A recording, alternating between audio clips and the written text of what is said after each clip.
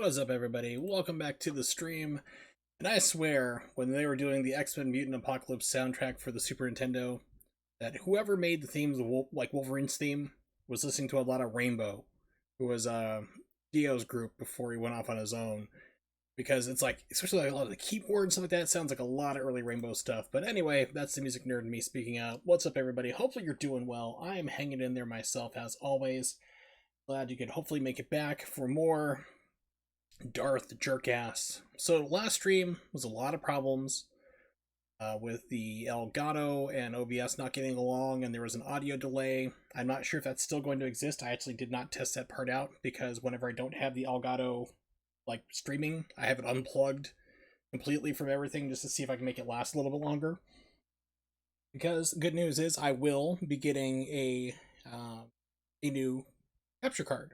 I'm going to be getting the Cloner Alliance Flint XL that I've been wanting to get for some time. I had a very generous donation from a streamer. I'm not sure if he wants me to let him share who he was, but he gave me a very nice donation, and I definitely put that towards purchase of a new capture card. So when this one finally craps out, I will definitely be getting it at least by Christmas. It's a little bit delayed shipping, but ran into some emulation problems last time because I was doing Knights of the Old Republic for the Xbox through the Xbox 360. I remember it running really well back in the day, but of course I just could have been my recollection, but it was terrible. The frame rate was terrible all over the place. It was tanking.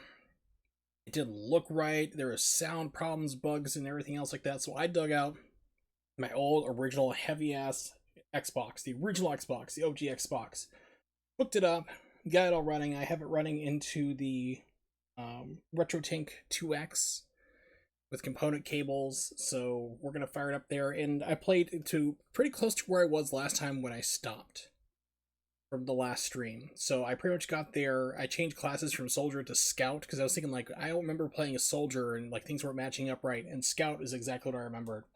So let me lean over here and turn this bad boy on.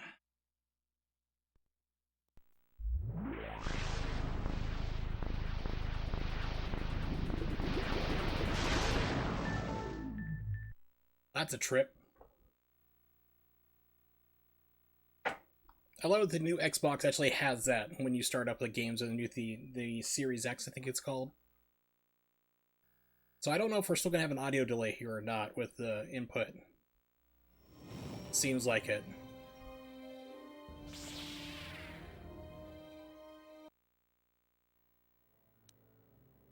Yep, we still have stupid audio delay. Good job, OBS.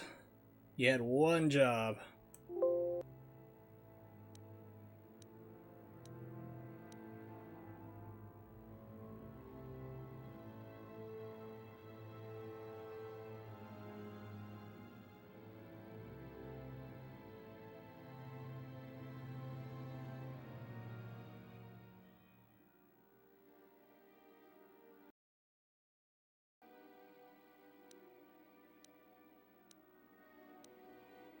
That doesn't seem to help it. I went into the Elgato properties in OBS. I turning on buffering.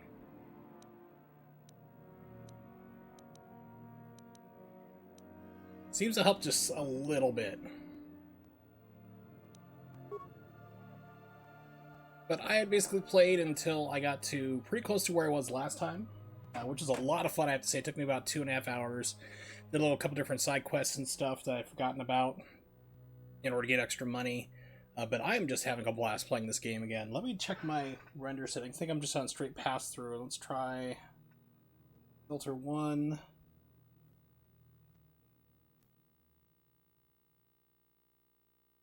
That's smoothing. We just have straight bypass. So one thing I did notice that the Xbox 360 did really well was that there was, I'm trying to think here. It got rid of a lot of the jaggies. There was a lot of jagged graphics and anti-aliasing going on. It just wasn't, like, anti-aliasing was not a thing.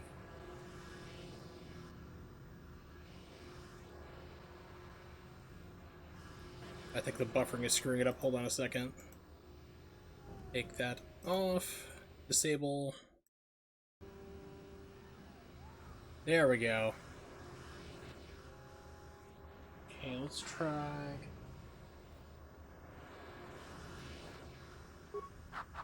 That's a little bit better. But you can see, like, even right now, it's just running so much better. So what I had to do was...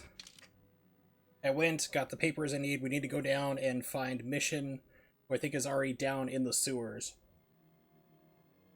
So that's what we're gonna do.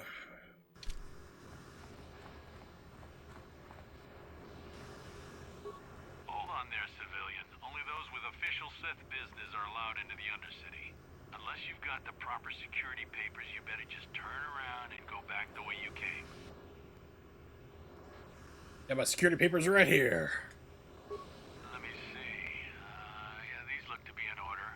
Okay, you can go down if you want. Can't say I envy you, though. The Undercity is crawling with mutants. Rackgholes, they call them. If you see anything moving down there, shoot first and ask questions later.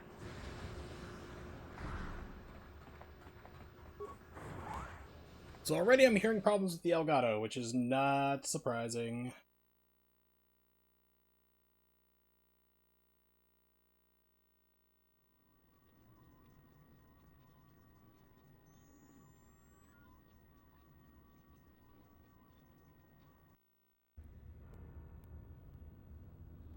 You there, Upworlder!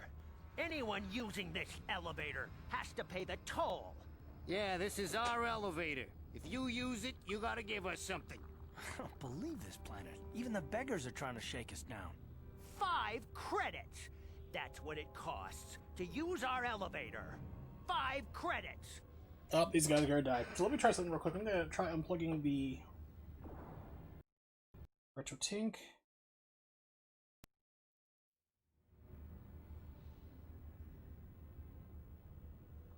If that helps with the audio clicking and popping we're hearing.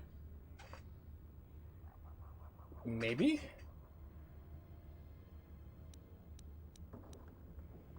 Hey, you filthy beggars, these are my blasters.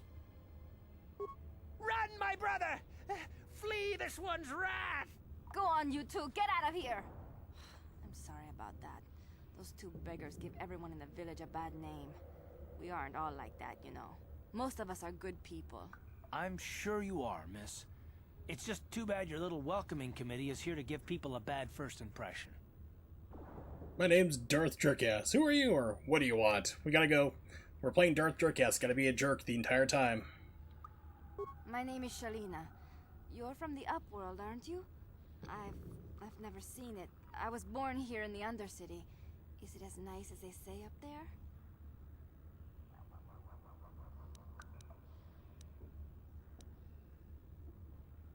Man, hold on.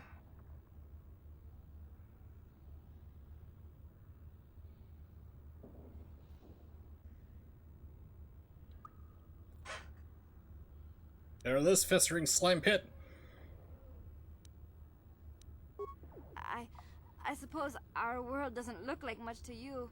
It's dark and cold and lonely down here, but this is the... If anyone down here, like if anyone's lurking, knows how to fix an audio delay problem with OBS and an Elgato, please let me know. The stars, it all sounds so... Because everything you see online is like, oh, if your audio is delayed from your microphone, it's like, that's not the problem, it's the video feed's delayed. Improve things down here and less time dreaming about something I can never have. Maybe he's right.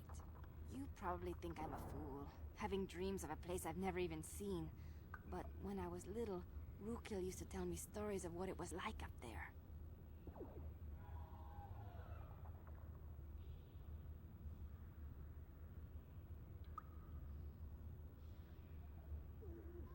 Let's see, I'm going through checking some settings real quick. Stream delay, no.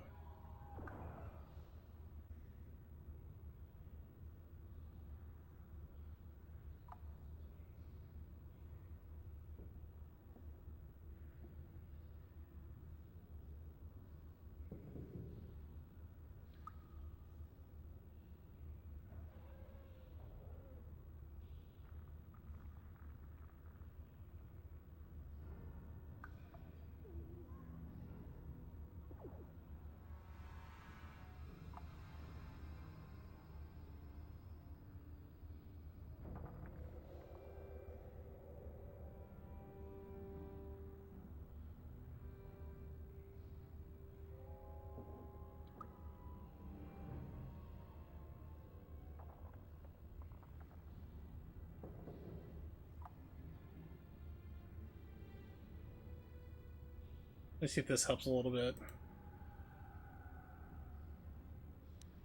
Nope, still delayed. It's getting worse and worse. This is really aggravating. I don't know.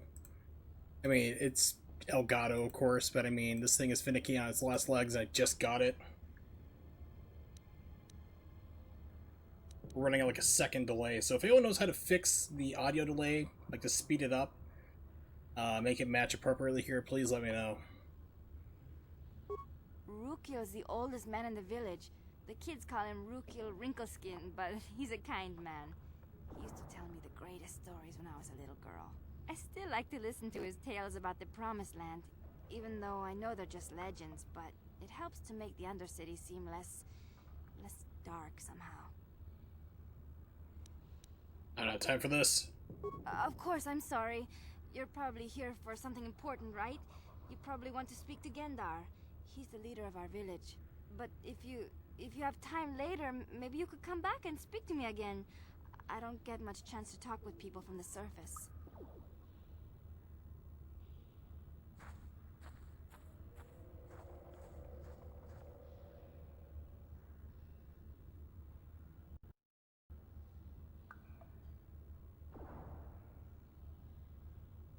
Nope, that doesn't help either. I'm just like going through and desperately trying to find anything that's going to help.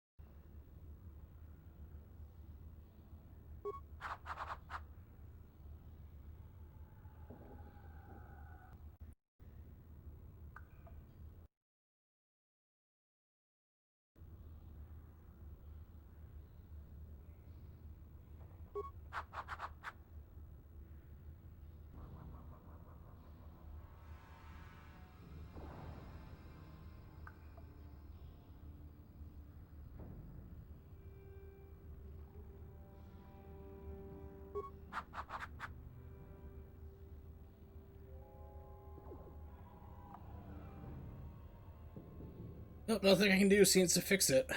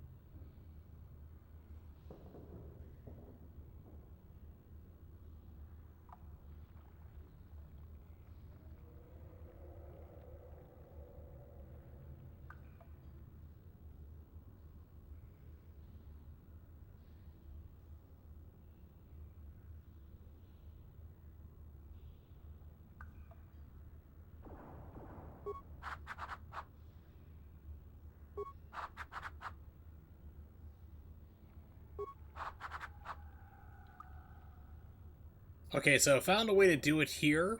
It's like through a video delay, but that means, of course, I'm seeing everything a second behind. That's not going to work out too well. Let's see.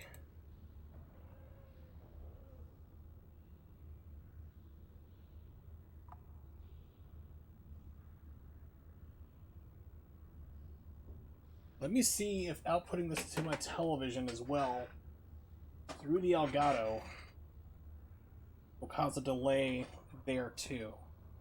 is if I can play this like through my television while keeping this up, of course, you know, then we're going to be fine. I just need to move my microphone around a little more comfortable. There, so let me just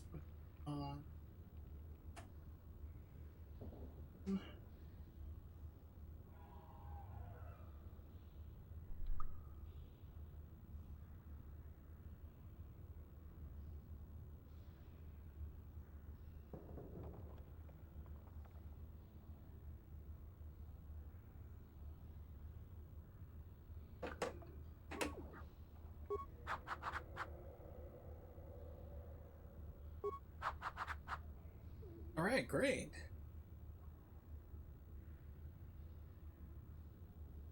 The TV seems to be in real time. Let me check the playback here. Okay, perfect. So I think we got it here set. So what I need to do is actually just move my microphone around. I'm going to play off the TV. Turn down the TV so it's not too loud.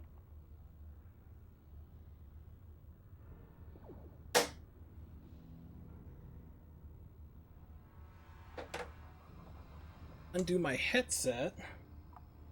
I don't need the headphones anymore, because those are going to be completely off.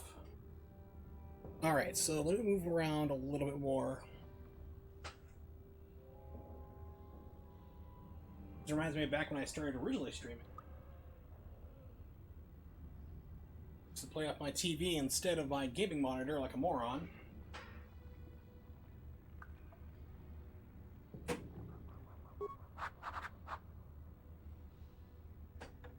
I'm gonna take my microphone. I gotta unplug the microphone. Hold on.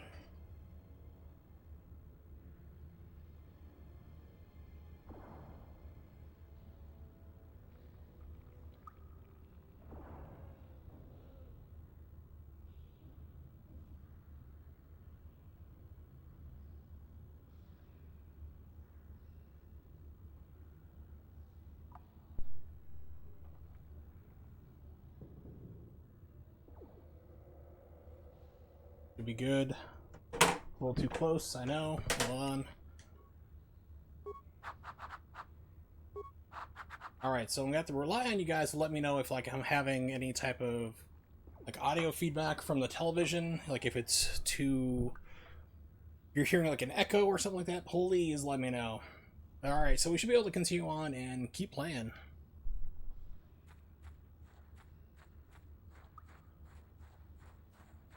We have no food, no weapons, nothing. How can we live like this? We're doomed.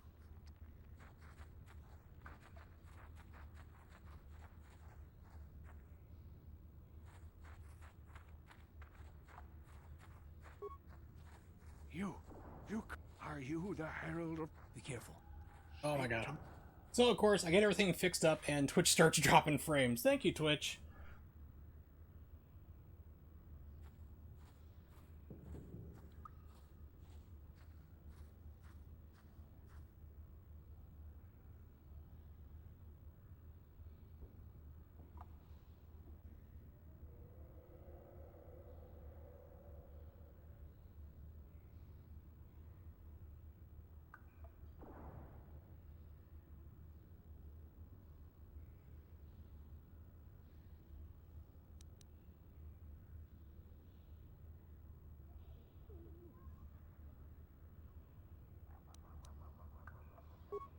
Oh, yes, but not insane. Oh, I think he's no, insane. Not insane at all. I am as rational as any man can be after 100 years in the filth and darkness of the Undercity. Like, Bob, you moved here 2 weeks ago. Shut up. Clear. Some things, at least. My name is Rukil, the oldest outcast here in the village. Rukil Wrinkleskin, the children call me sometimes. Get to the point, old man. Once I was honored for my wisdom. Over time, the villagers fell away from the true path. Eventually, there was only a single apprentice who followed me. And now she is gone too.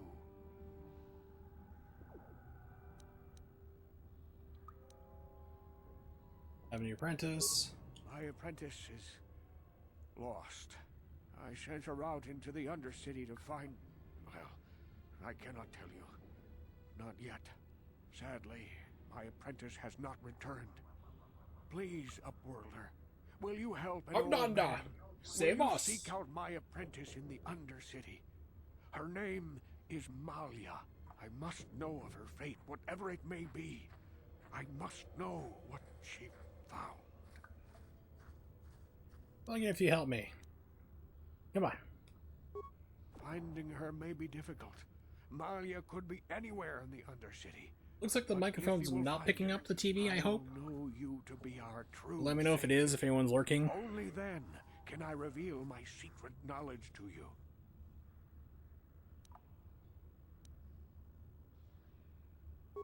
I wish you luck, Upworlder. Come speak to me again once you have discovered the fate of my apprentice.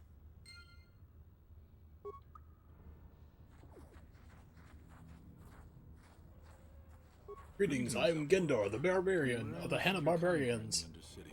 I find it strange that so many of you have come down from the surface recently.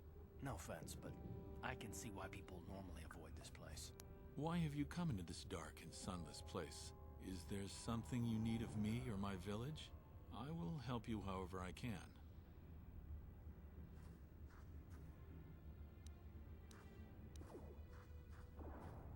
Other Upworlders. Our village has seen many visitors from the surface recently.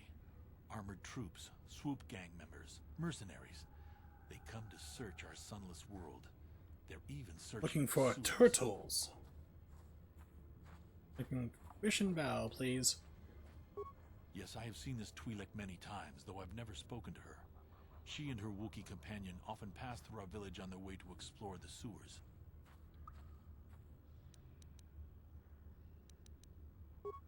There are two entrances into the sewers from the Undercity. One to the northeast of our village, the other to the southeast. But the sewers are dangerous, Upworlder. If you dare to travel those dark tunnels, you would be wise to go heavily armed, unless you wish to become a meal for the rock ghouls and the other foul creatures.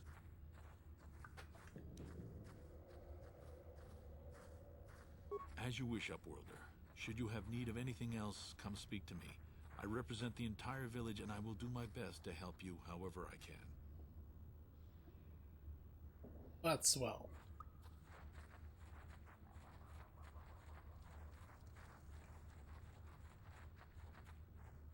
It's totally that's like a shop or something I can enter.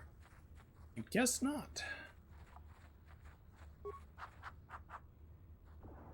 Hey, you ain't from the village. You're from the Upworld, ain't you?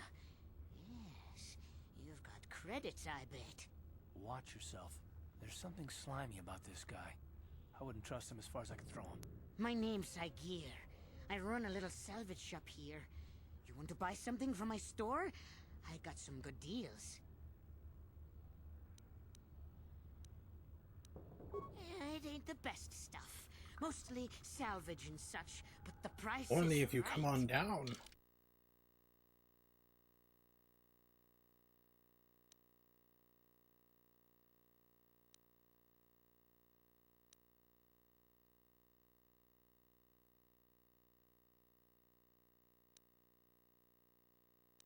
Okay, so it looks like it's still a little bit delayed on the video. Let me try a little bit.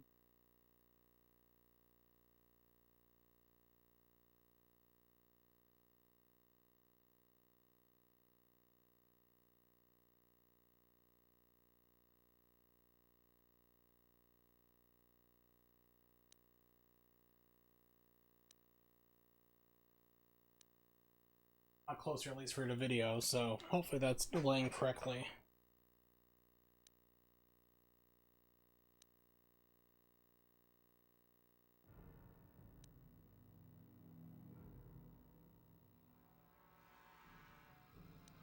Okay.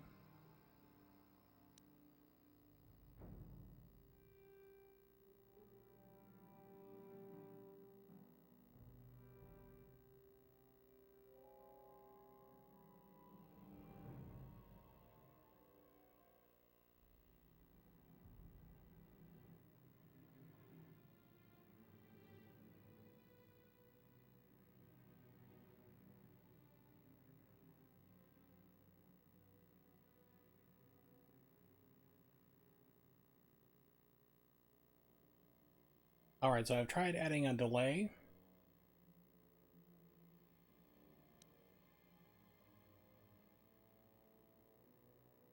So you might hear an echo.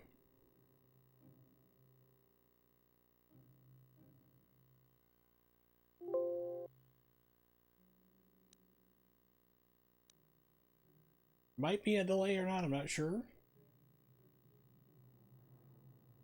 I'll have to see, because I'm thinking like, okay, I have a video delay, but then I don't have an audio delay as well.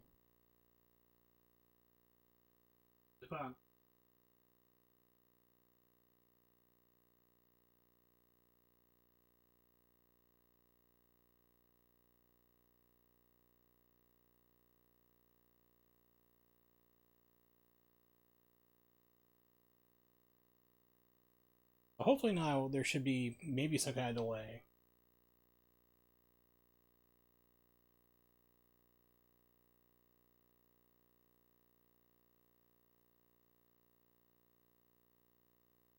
See if this works at all. That's not.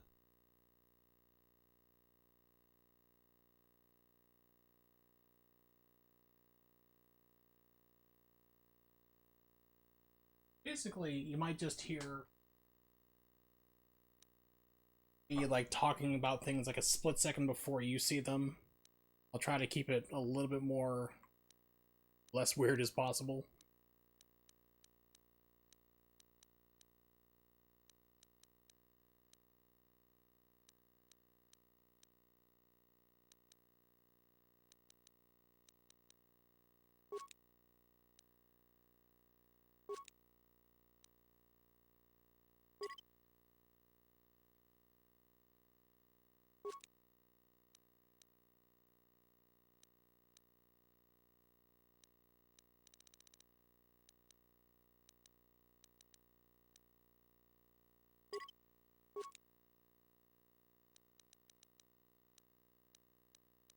I don't know where I came across it, but like my original playthrough, like, because I'm playing on the original Xbox right now, actually had like the double-edged sword. It wasn't the quarterstaff here. It was like a full-blown like a double-edged sword. But I'm like not sure where it's at in this game.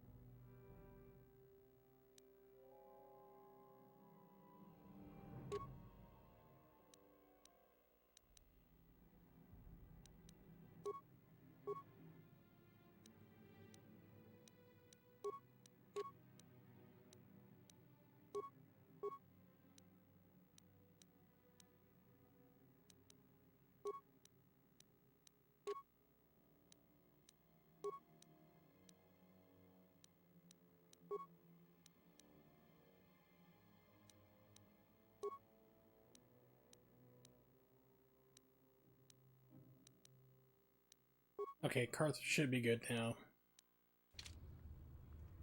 Sure.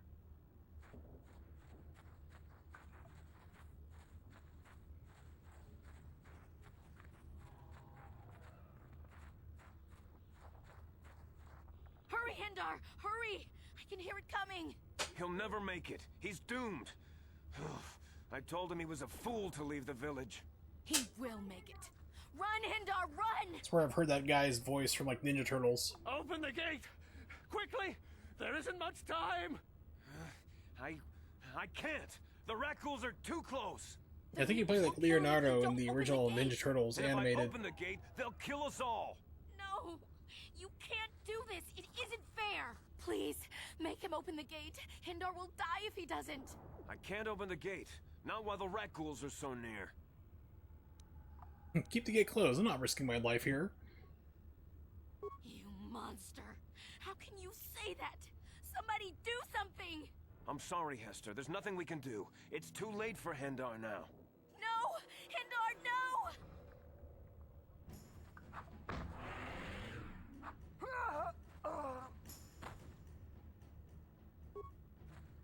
Don't speak to me, Upworld. Let's say, so, You are you could've single? saved Are him, you, though. were you just seeing him? Stood there and watched him die. You're as selfish as all the rest from the surface. Please, just leave me alone with my grief. So you're saying you're single and ready to mingle. Where you going?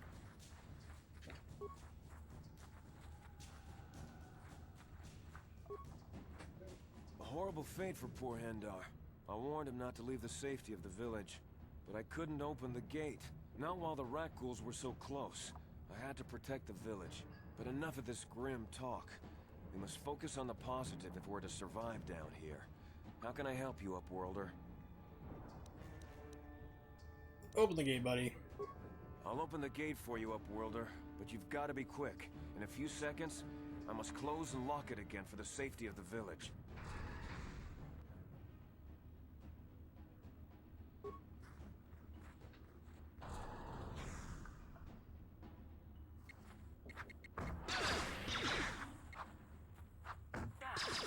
Off to a good start, missing everybody.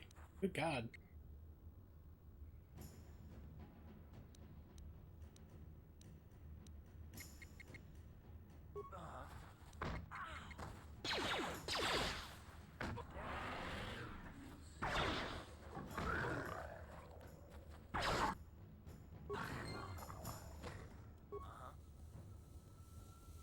Sure.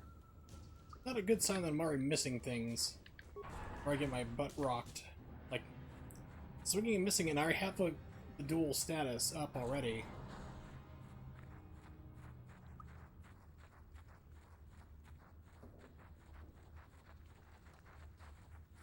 Because actually, in order to use like a double-handed weapon, you have to actually have that skill, and I do. For your feats. Wait, Upworlder. You can't go through this gate. There is too much. I am Isala, healer of this village.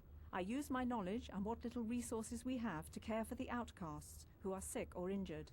But despite my medical training, there is nothing I can do to help the poor souls locked on the other side of this gate.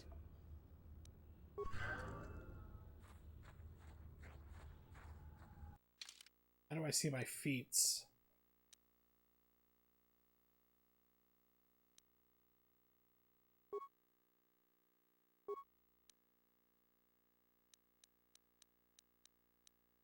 Feats, here we go. Yeah, because you see I have 2-weapon fighting.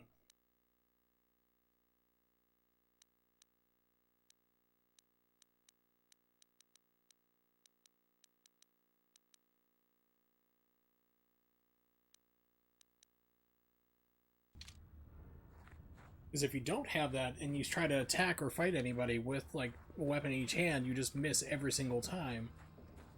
So I'm like, why am I missing on every single blow on that? That's not right.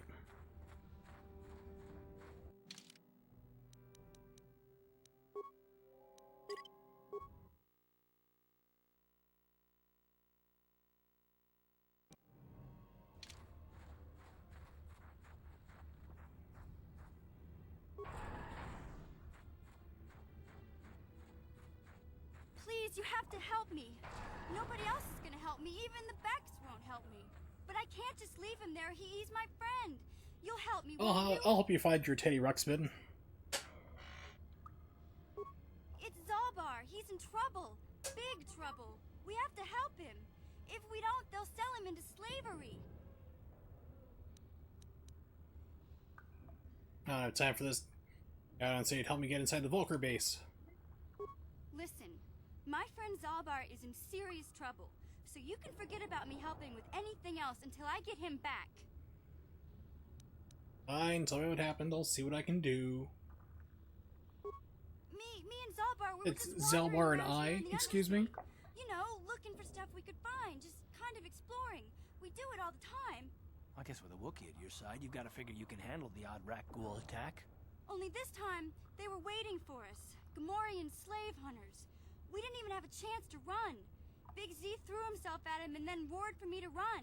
I took off. I figured Zalbar would be right behind me. But there were too many of them. He couldn't get away. They're going to sell him to a slaver, I just know it. Right off, let them, some friend you are. I didn't mean to leave him. I thought he was right behind me. I'd never abandon Big Z on purpose. Please help me get him back.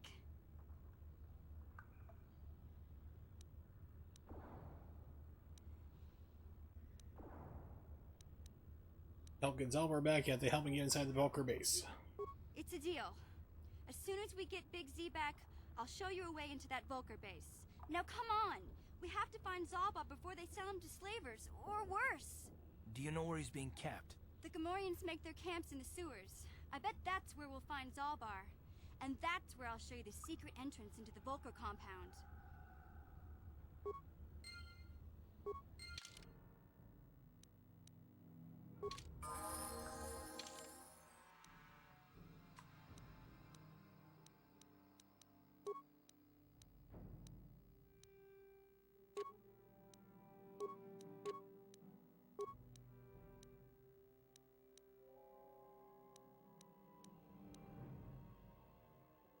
I'm not sure what she's proficient in, so let's see.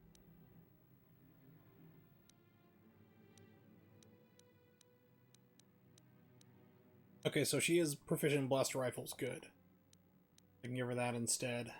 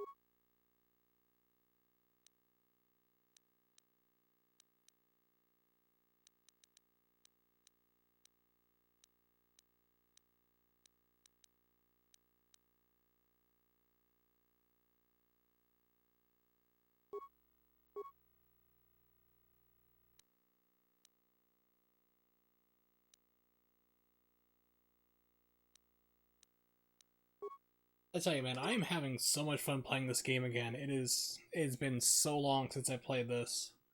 I'm just having a blast with it.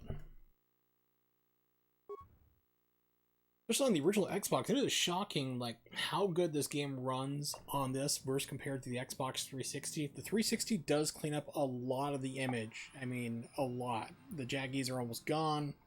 It does take care of the graphics that way, but it just chugs and has audio problems. It's not a good time.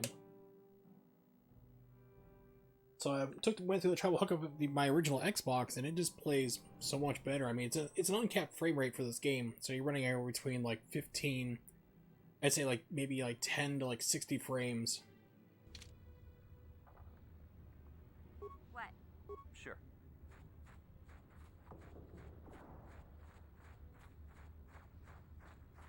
You there, civilian.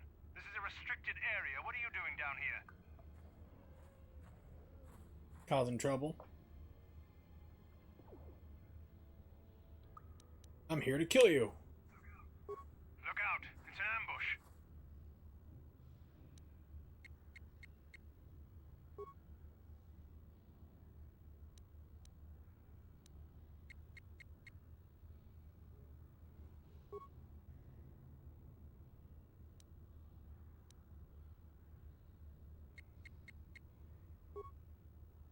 Yes.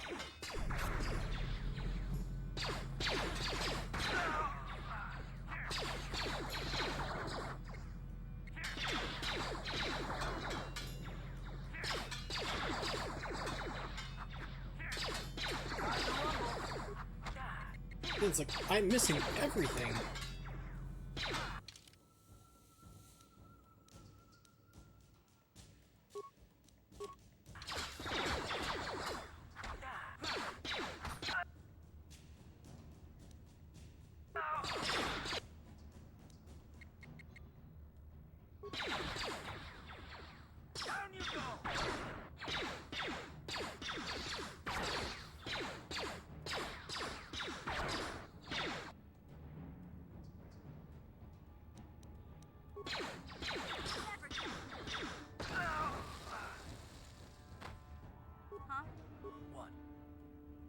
Yeah, so for whatever reason, my double-handed technique is not working.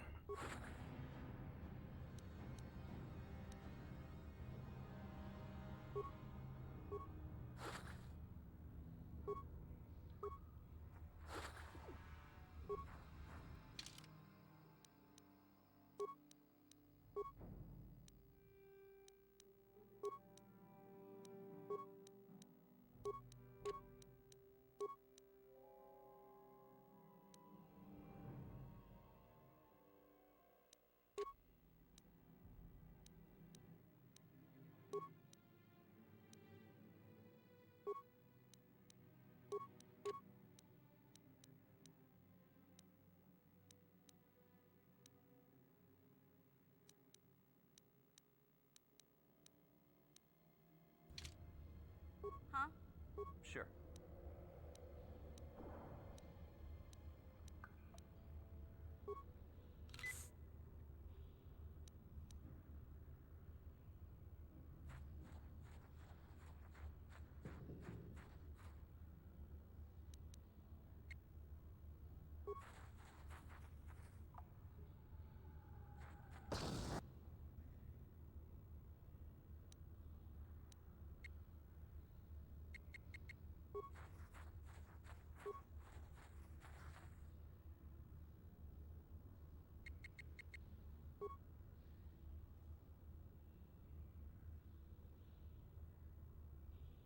Uh-huh.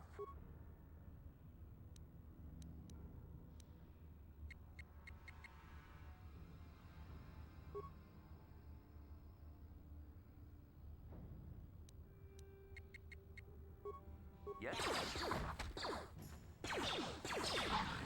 Okay, so single attack seems to be working now, so that's good. So I'll just stick with the single sword.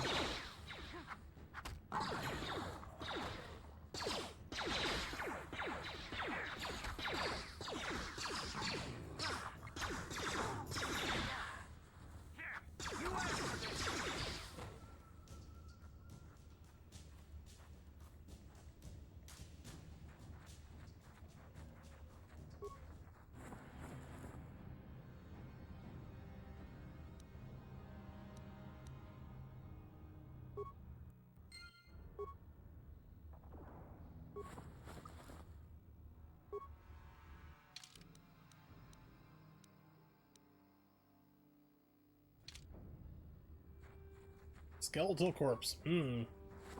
Delicious. What does beam splitter do? I think it's gotta be an enhancement for something.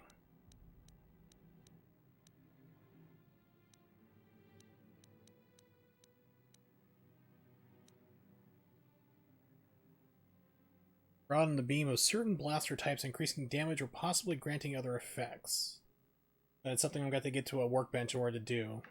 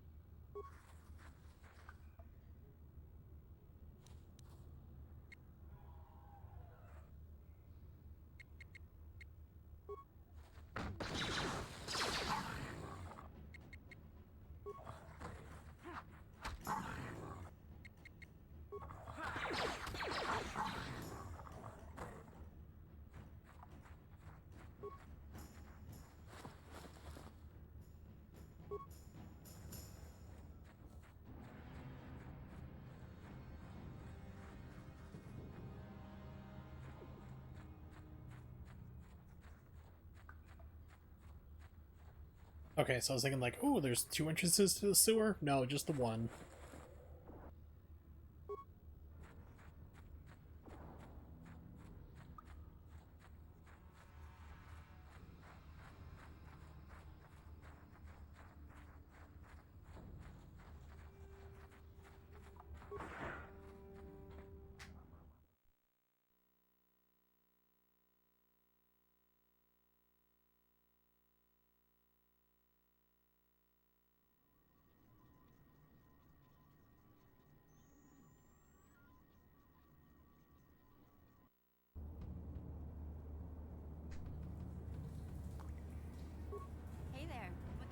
Oh no. Are you legal? You're not a cop, are you? Terrace is a pretty good place to grow up, all things considered. Just stick to the area you belong in and stay out of Davik's business, and you'll be fine. Hey, no problem.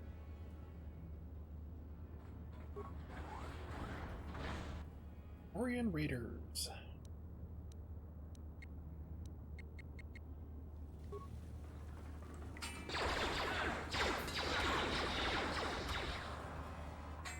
Position.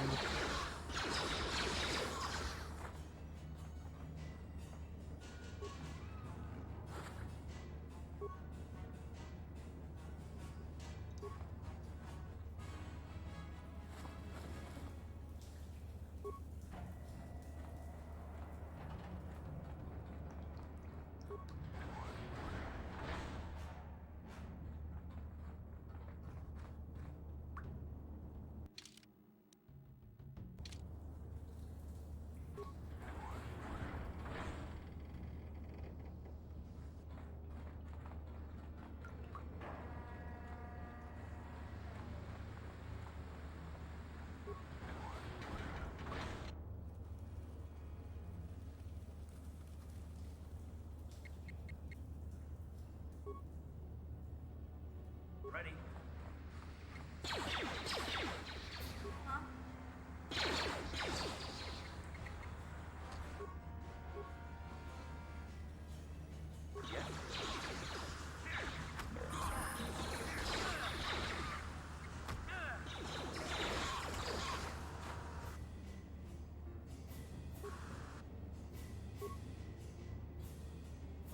I was like, wait a minute, everyone's dead. What's going on?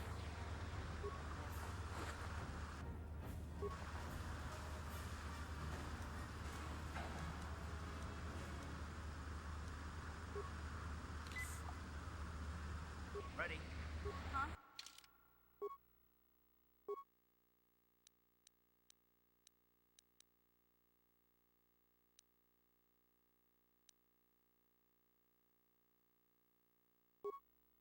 Beats.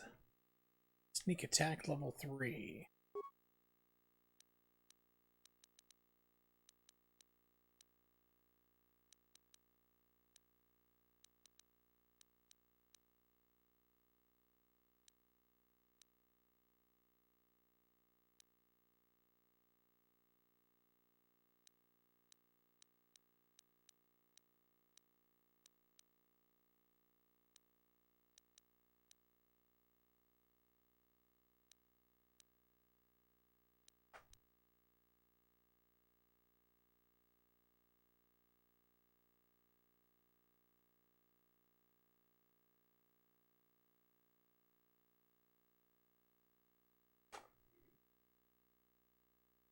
Alright, so extra damage, the target can't respond to the attacker. Extra damage applied to attacks made from behind the target and stunned or otherwise immobilized targets. Stealth mode.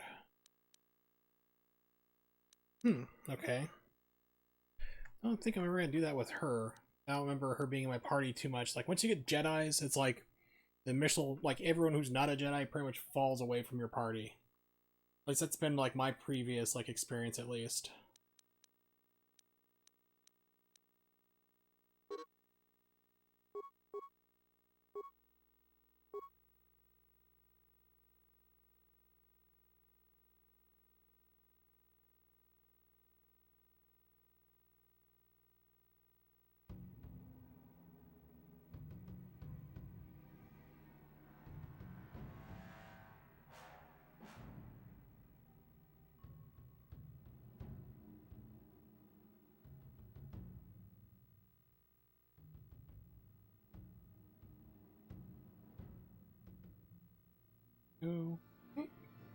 Tried to send back a reply message, so let's see. So she needs another 5,000, 3,000, 2,000. Okay, so Darth is probably the next one to level up.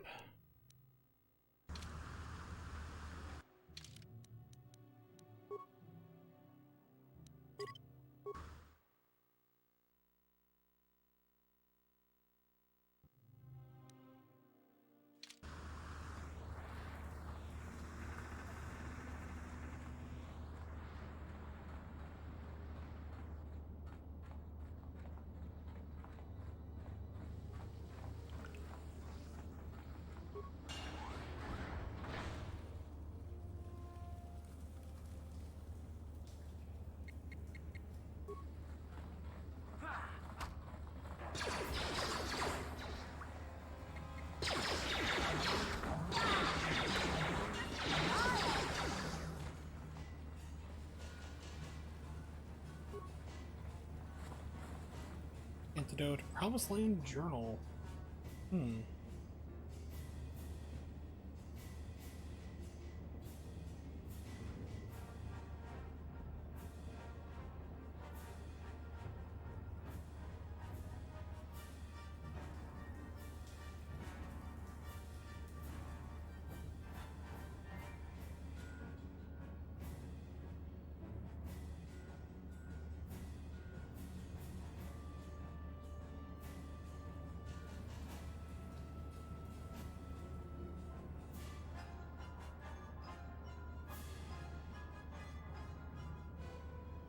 Gotta reply back real quick.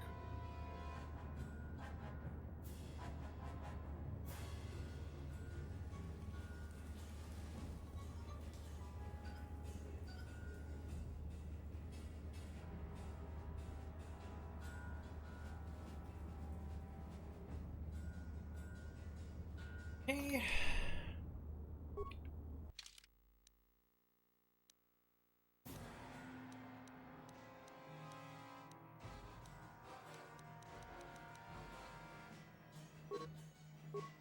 It's been a half-completed maps, cryptic notes, attempting to decipher whether legend is true or simply a child's fable. By itself, journal does not contain enough information to solve a mystery. It'd be a valuable piece of the puzzle. I'm guessing maybe this was a quest. I'm not sure. Wasn't paying attention.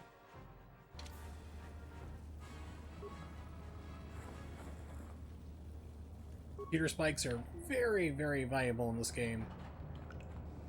Especially like later on, you encounter things like you can either reactivate robots or detonate like explosives in a room where bad guys could be at to help thin the numbers.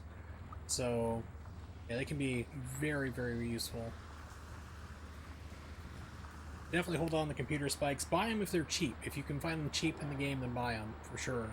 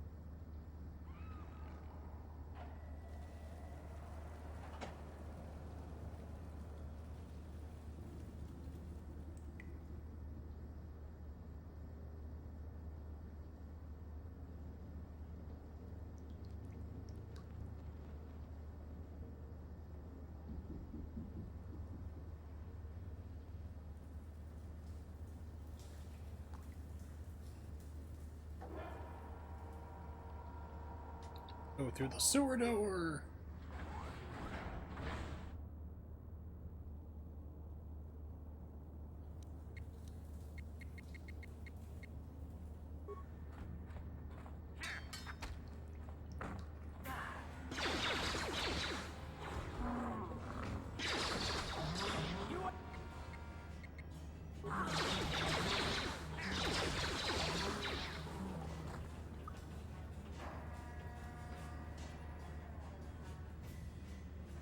Get him!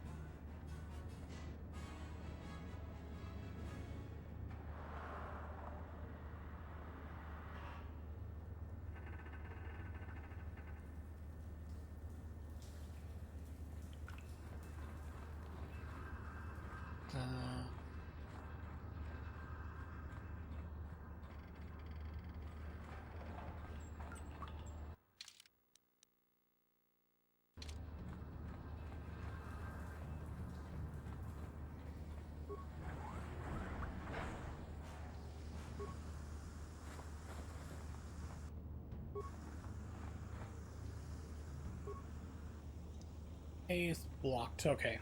I was like, wait a minute, there's multiple ways in and out of here? Like, I remember there only being like one, and that this entire thing tends to loop around on itself.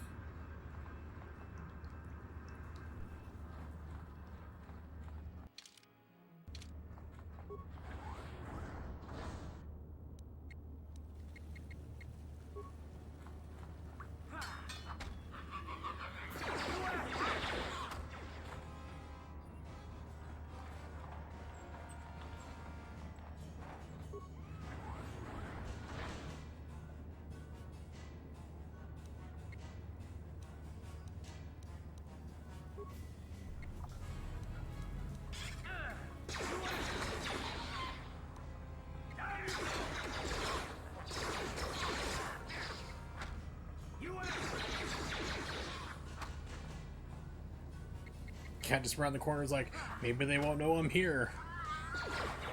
Nope, we do.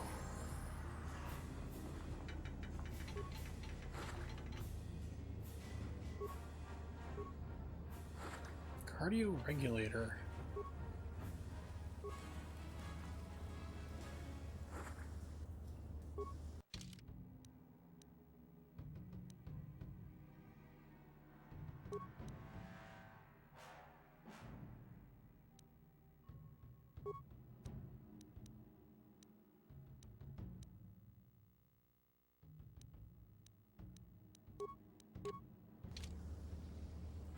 Yeah? Yes? Look at this. This is one of those old-style manual locks. No computer codes or nothing. The sewers is the only place you'd see one of these on Terrace. You can't use conventional security spikes on these old locks. But don't worry. I've come across them before. I've rigged up a little device that should do the trick.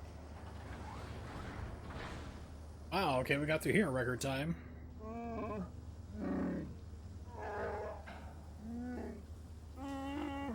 I'm glad to see you too, Big Z. You didn't think I'd forget about you. Mission and Zalbar, together forever.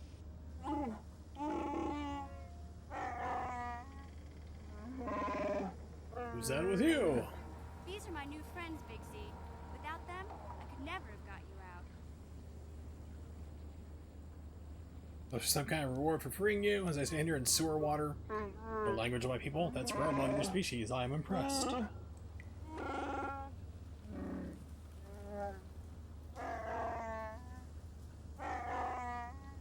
You saved me from a life of servitude and slavery. There's only one way I can ever repay you for such an act.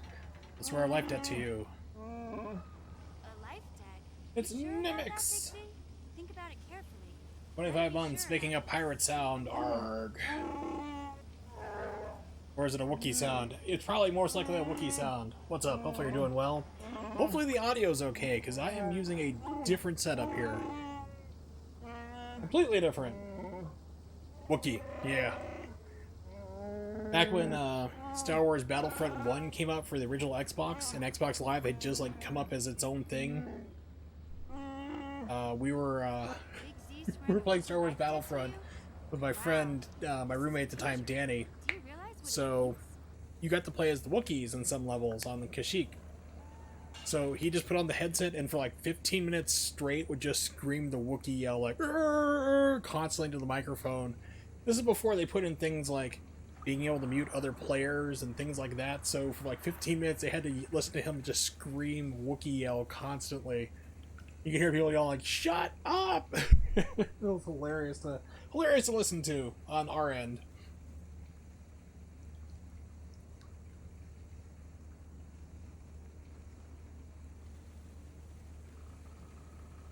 I'm actually, because like for whatever reason the Elgato is having a delayed input from on OBS. It's like almost up to a second.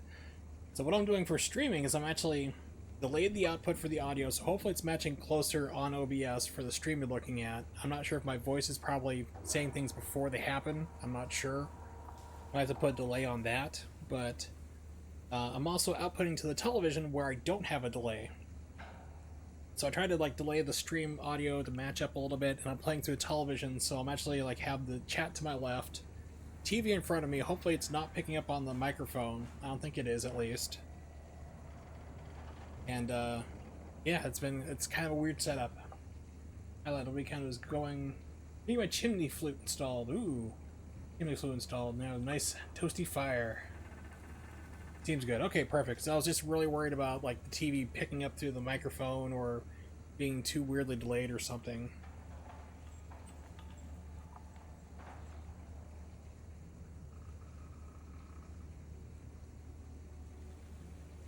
Alright, so let's see. Big Z swearing a Wookiee life debt to you. Wow, this is major. Realize what this means. I always wanted a Wookiee slave. As we do. I'm playing Darth Jerkass, so every single mean, horrible response, I'm picking it. Unless I needed like a character, that's what I'm gonna do. Hey, Zeldar's not I dispute that.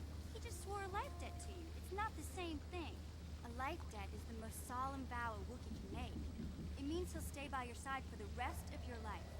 Wherever you go, It's to whatever feel your you best do, and Zaldar want to do your will test visit tonight. you. Awesome. That's good. Getting back to normal. The presence of you, I swear I'll light that forever. I'll be by your side, Darth Jerkass. May my vow be as strong as the roots of the great Warshore tree as Akashic. Let's suppose there's any way I can get out of this. Sorry, but there's not much you can do about it. Zalbar's already sworn the life debt, and it's not something they can just take back. This is a sacred, irreversible vow. I guess this means you're stuck with me, too. Wherever Big Z goes, I'm going. I almost lost him once. It's not gonna happen again. Why won't his nightmare end? Hey, don't underestimate me. I may be young, but I'm quick and plenty smart. You just give me a chance and you'll be surprised at how useful I can be. So, I guess I still owe you one secret path into the Volker base. That was the deal, wasn't it? Don't worry. I know a back door into that scum den.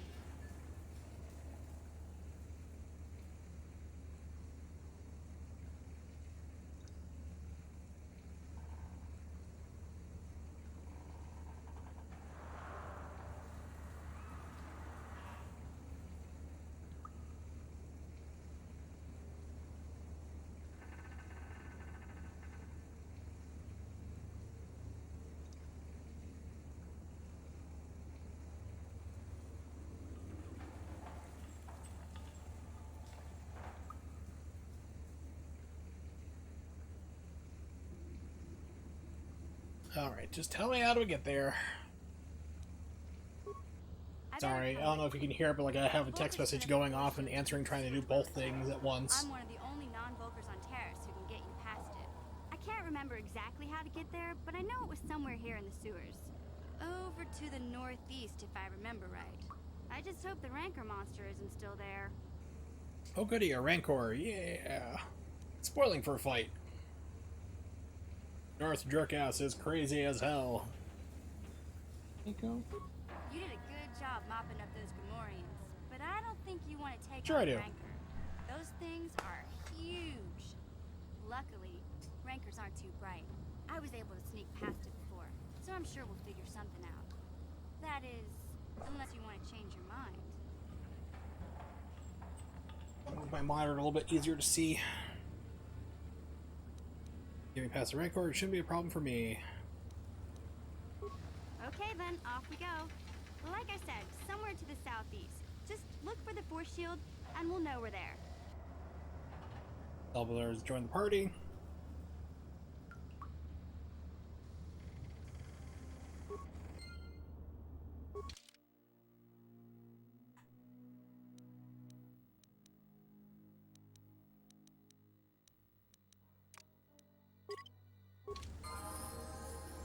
Yeah, it's like in this game, once you...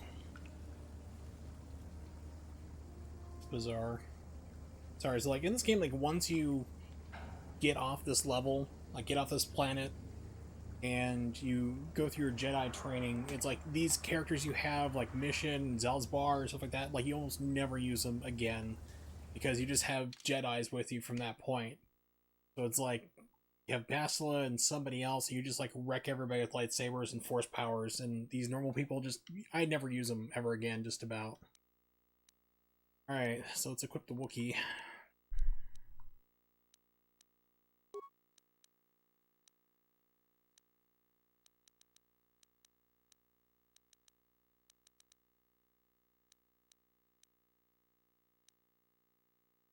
See what's he good at. Beats. Got implants. Rare for Wookiees to have implants. Rapid shot, blasters, blaster rifles, melee weapons. Okay.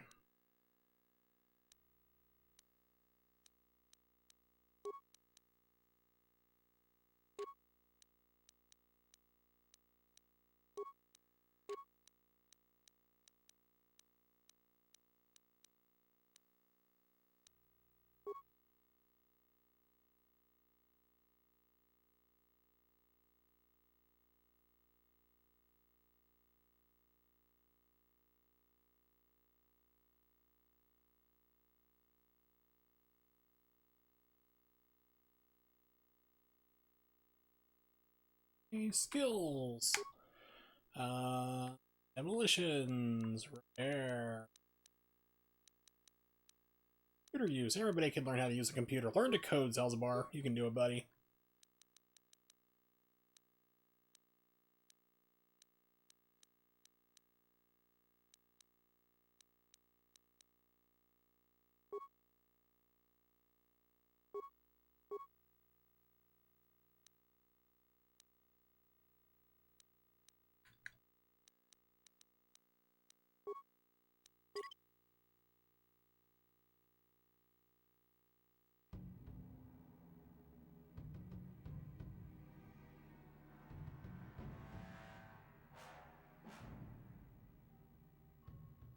Okay. Yes, we want to override. Woo! I gotta say, like, it's kind of a slow-paced game. I apologize, it's not like the most action-oriented game on stream, but I'm just having a lot of fun playing this. It's quite fun.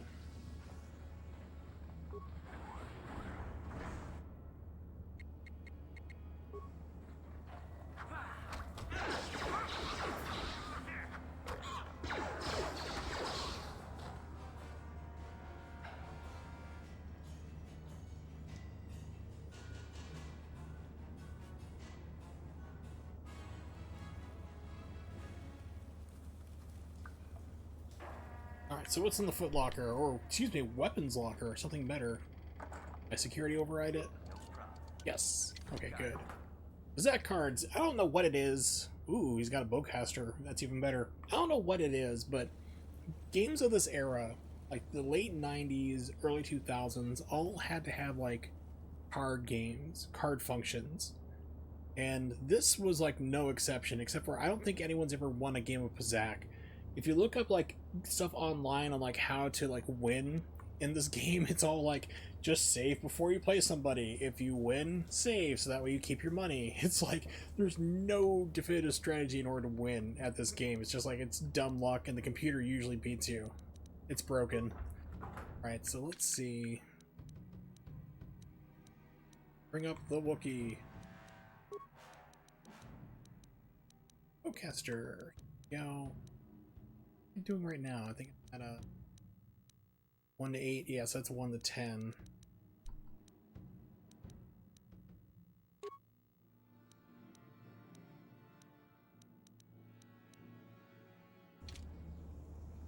Yes? No problem. Got it. Back up. We're gonna trigger a mine or something. Or not.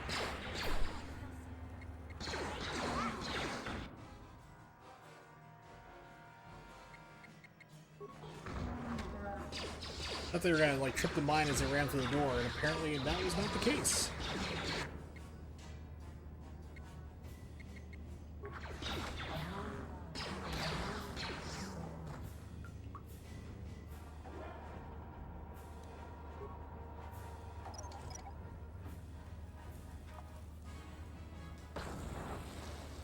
Alright, we're doing great. Yeah?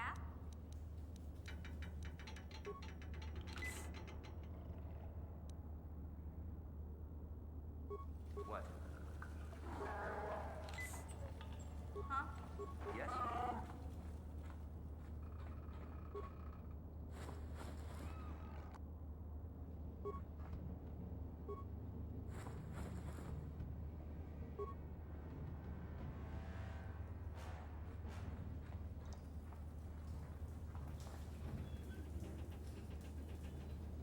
a sewer door. Been through here.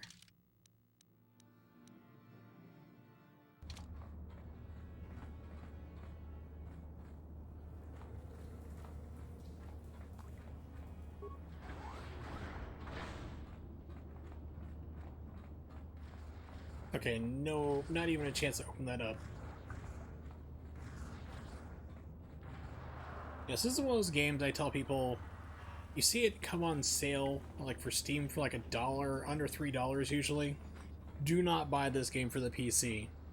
I recommend if you have an Xbox 360, Xbox One or higher, original Xbox, buy it. It's cheap. It's still a $10 to $15 game, but it's just like the PC version is a literal nightmare. If you pull up on Steam what it takes to get it to run on just a Windows 10 computer, it's at least 12 pages of things you have to do, different save hacks and mods you have to install, and all this crazy stuff just to get it to run right. I don't even know why it's still being sold through the Steam store.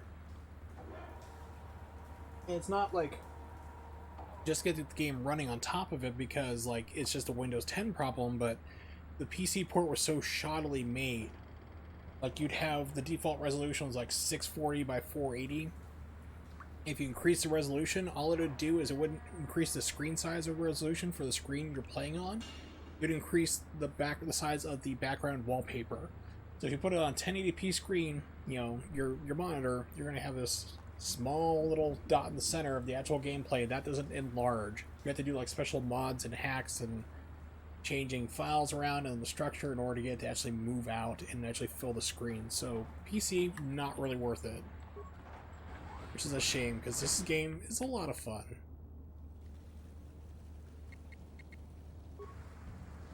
Especially once you got the first level, the first planet like I'm on right now, become a Jedi. That's where you have a lot more fun.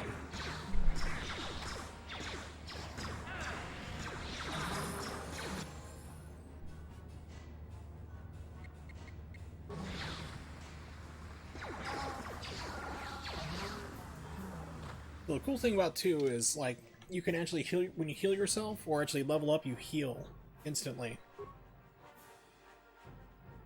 Well, sometimes if I know, like, if I don't have a whole lot of med packs around, and I don't want to go into a difficult fight, and I have a level up I can use, I'll hold on to it until, because you can level up in the middle of a fight. So I'll wait until I start getting low health, bust out that the level up and use it there. I'll be good.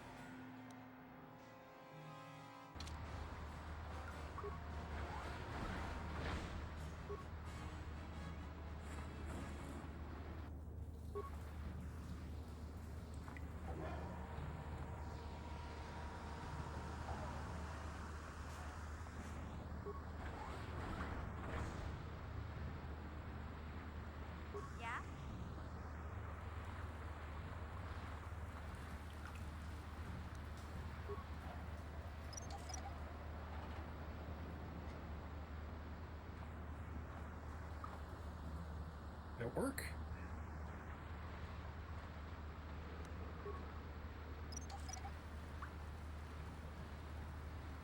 Skill too low, okay.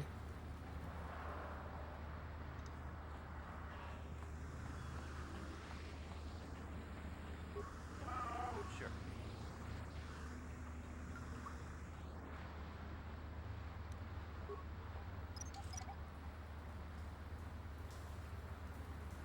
Oh.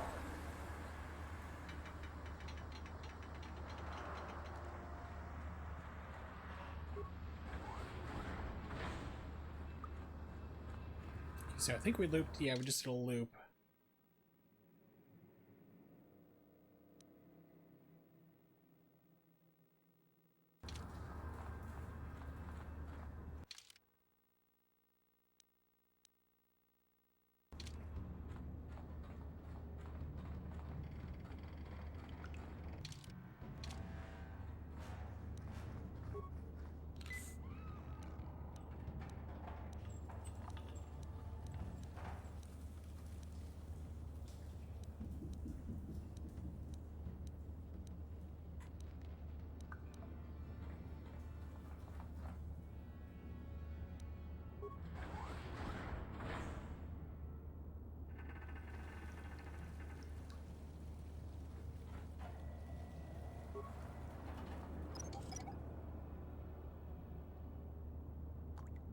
Alright, okay, got that one. We're good there. Just not when it counts like a gas mine, that's all.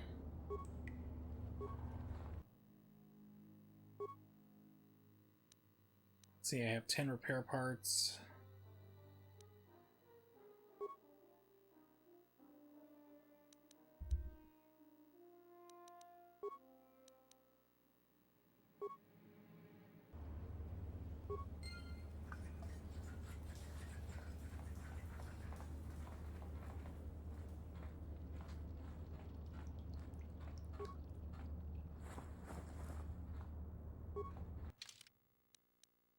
All right.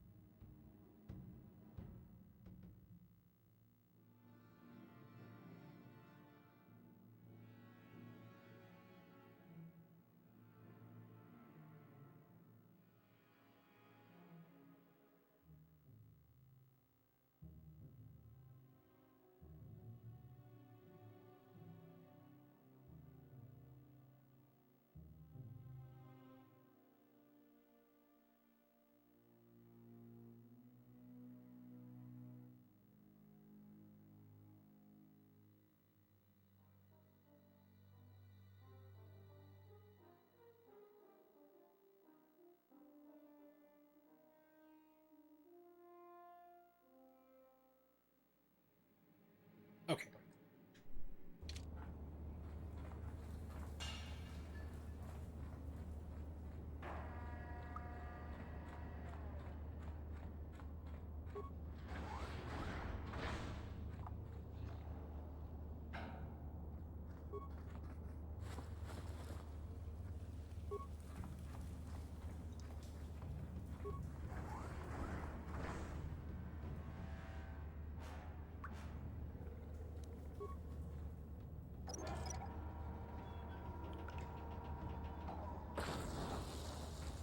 Gotta stop doing that. Keep trying to like. You think my repair is like better? It's really not. Hey, Ronnie. The world needs a Star Wars game centered around Jar Jar Binks. No, that's the exact opposite of what we need. It'd be a cooking simulator. Jar Jar would be learning culinary tips from Rachel Ray. Why, Ronnie? Why? Wife interrupts me very conveniently when I sit down to watch by bringing out snacks. Well, hey, if you're being interrupted for snacks, are you really being interrupted? I say no. I say it is enhancing the situation, and where did these things come from? They were not there a second ago.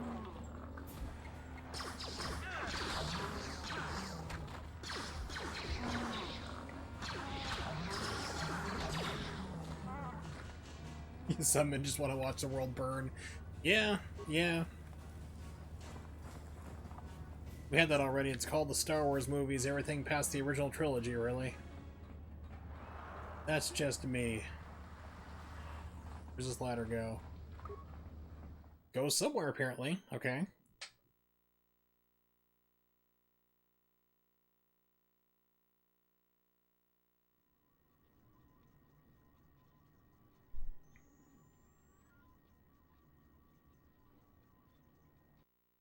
Oh, we're back at the surface. Okay.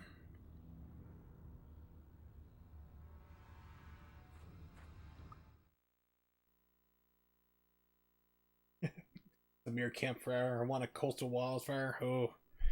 You could have government proclamation making Rachel Ray America's chef. And like you have to follow her cooking methods in order to prepare for Thanksgiving or be fined. And if you're gonna go full evil, you might as well go all out. I mean, that's like something like Twalis would come up with, though.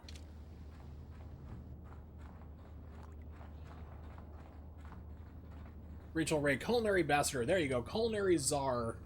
Make her in charge of it. Minor frag mine. I have a feeling it's gonna still explode on me. No, it didn't. Nice. Okay. So, yeah, there's something on the other end there. Recover this one at least. Oh.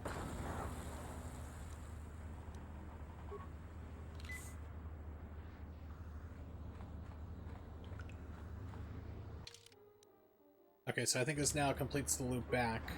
Yeah.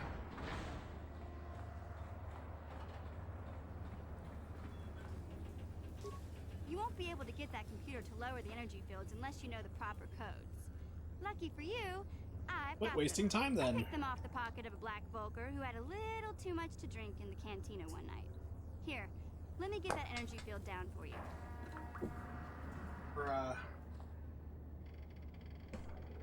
We're leading a group meeting, you know, group seminar on anger management, being like not responding to people, having thick skin, not being an internet idiot, things like that. You know, things you just don't see. Here's Twalis. Finally, a streamer doesn't have alerts in the least that last 20 minutes and takes up the whole screen. Damn right, buddy.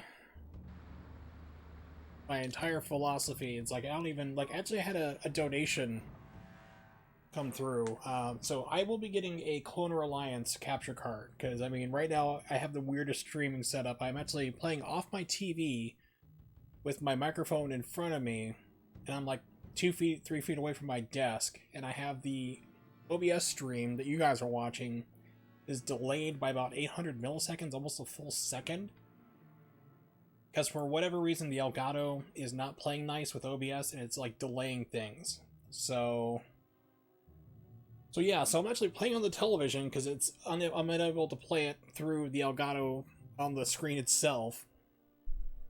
So actually I had a donation last stream, and the person didn't say that they wanted me to say who they were, but it was a nice donation. And it's gone towards the buying of a brand new Cloner Alliance card to finally get away from Elgato. I know, Elgato being broken? This is news? I know, it's shocking to me, just as it is to you. I was completely shocked when all of a sudden their quality control went down for after years. So, I have television in front of me, microphone in front of me here, sitting in my chair, not the couch. I have to look over to the left in order to see the OBS, which is delayed by a second, and then the chat. It's like I have a bizarre setup. Who needs reliable hardware? You've got an Elgato. Yeah, exactly. So, if the Elgato holds, this is actually how I'll be doing a stream I want to do in the future. For the Xbox, they created a light gun. We're talking 17 years ago, maybe this was. Create a light gun that works on HD televisions. Whereas now you have to have like this, you have to buy a special light gun and everything else in order to work with HD TVs. Xbox did it 17 years ago. I have it. So what I want to do is this current setup is play the silent scope games where I use the rifle attachment and you guys just see the stream like normal, but I'll be shooting at my television that way. So we can actually do a light gun stream. I was like, that should be fun. Hopefully, if everything holds. Yeah, you can actually... But here's the thing. So somebody actually did make a light gun that will work with your older systems on your HD televisions. But it's like $300. It's like $200 to $300 currently. It's like way too freaking expensive.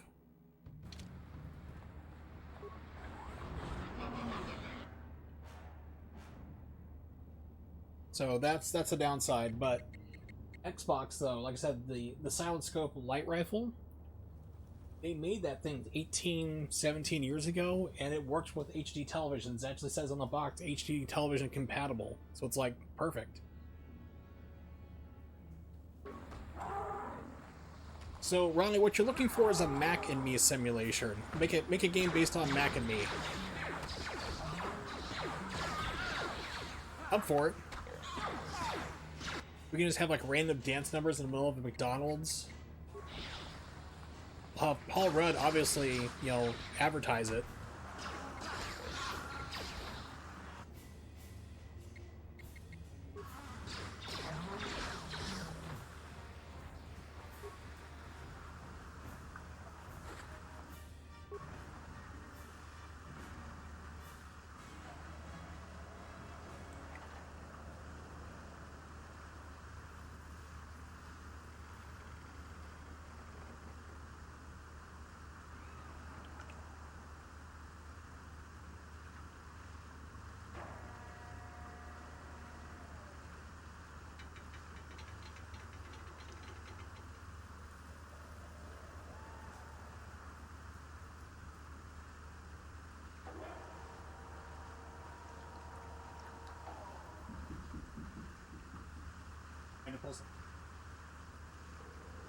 Oh, no, that would be, gosh, what was it? That would be that...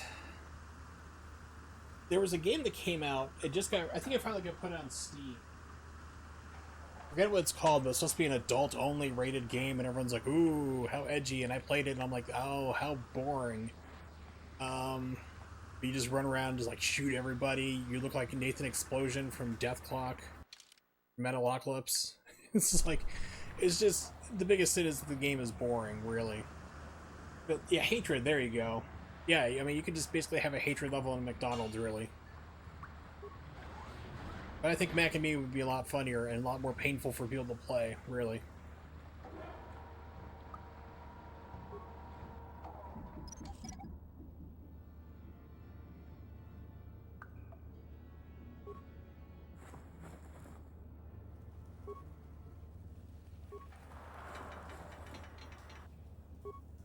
Okay, that goes nowhere.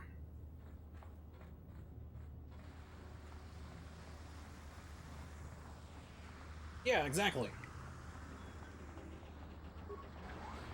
Exactly what it would be.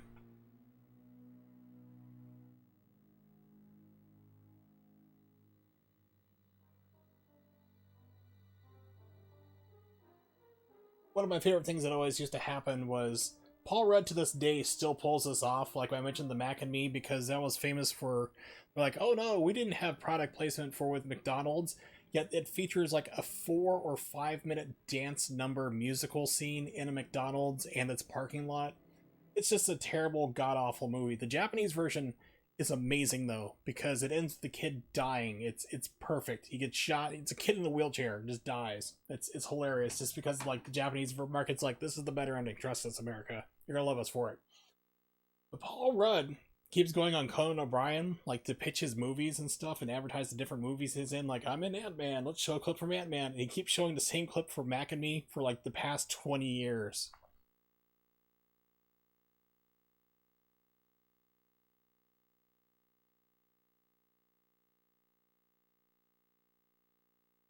They actually let us show a clip of it. So. Let's take a look at this clip from the 40-year-old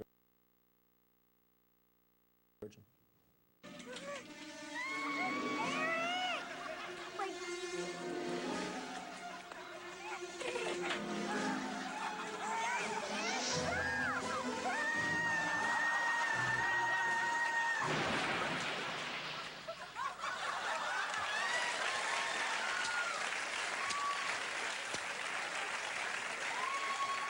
Will I never learn with you?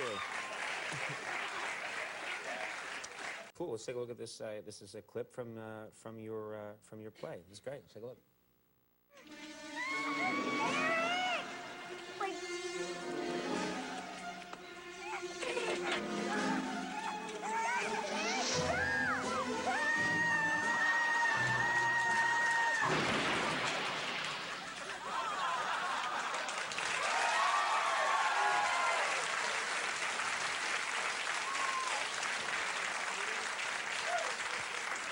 It's amazing, actually. Santo Laquasto, the set designer. Yeah. Is a genius. That almost looked like it was outdoors. That's an organic farmer, and I'm selling. Like, he's been pulling this joke.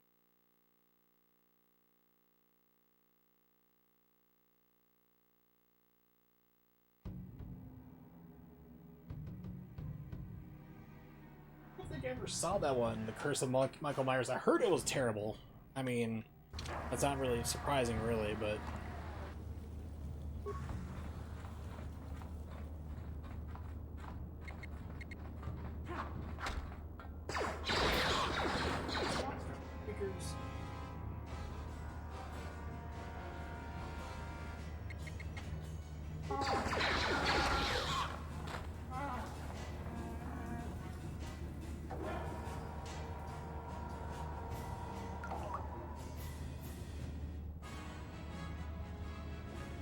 Remains. The memory remains on the floor in a heap. Some failed giant Muppet creature, which would now be CG, unfortunately. Malfunctioning droid. That seems fun.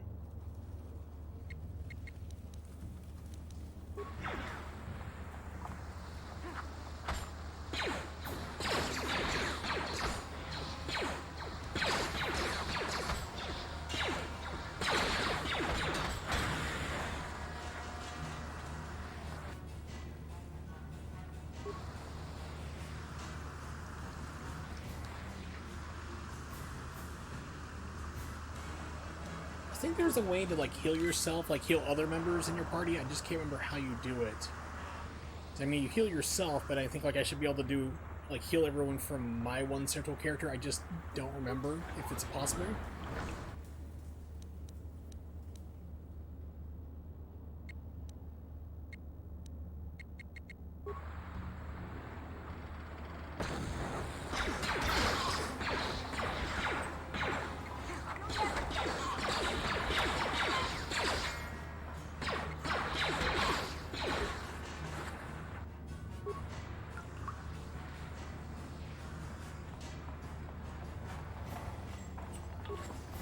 Michael Myers impregnated his niece. Oh, so I guess the lore is that they're from like Alabama or something. They're from that Arkansas place. I mean, Arkansas? No. Okay. So it's just, yeah, that's where it just was. Never mind.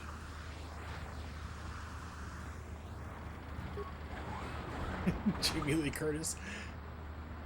I don't know, she just wouldn't shut up about yogurt the entire damn time.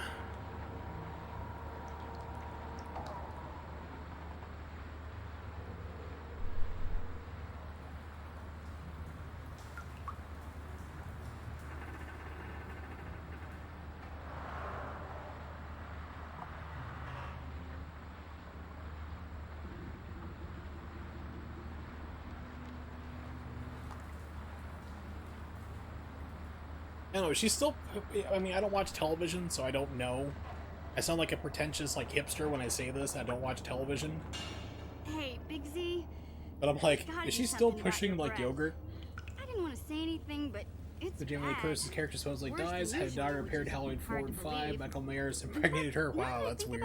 Your breath has been pretty rancid ever since we rescued you from those But then, Gamorrean I mean, slavers. the Halloween franchise is buddy? one where they've just kind of screwed the entire timeline and then said, like, certain movies don't exist, I think. I guess that's, like, how they're doing it. So, 'cause, I mean, the last Halloween movie, like, Jamie Lee Curtis is I know how alive. grouchy you get if you don't get your 8 square meals a day. I'm amazed you Kicking didn't butt. pass out from hunger. Most TV Warsaw watches when I post Rachel Ray videos in chat. Pretty much, just about. I really want to get a Japanese television subscription for next year. That's probably going to be my Christmas present to myself. Big Z. Gamorreans smell like bantha poodoo. We'll have to pick you up a toothbrush to clean that stench out of your choppers.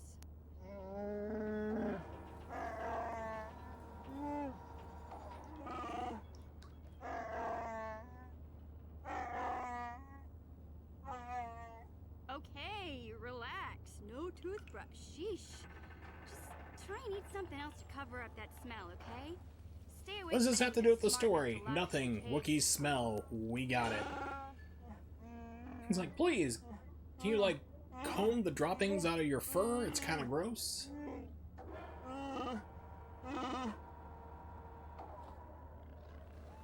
know you had a rough night last night, but, I've had cleaner cats.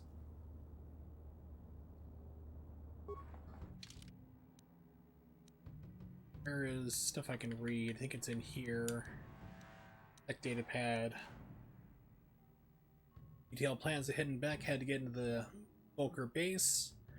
Synthesize a substance with an odor that resembles a favorite prey of Rancors. If we place the bait properly, lure the Rancor into this, eating something lethal enough to kill it. That's right. Because we set up like a bunch of bombs or something. Or mines we find. And then like it eats it and blows itself up.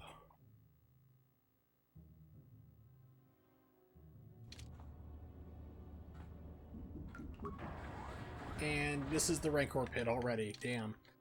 Okay, so I think like you need to put like a mine or a frag mine in there. I don't think I have any, to be honest. This is gonna be interesting to see how this plays through.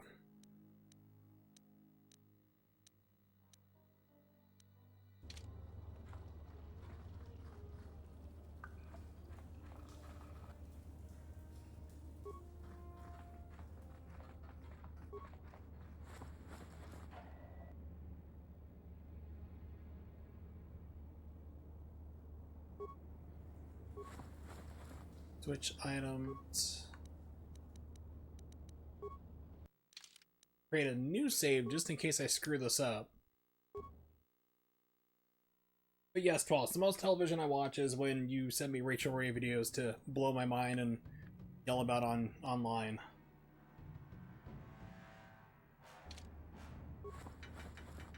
Switch the give items.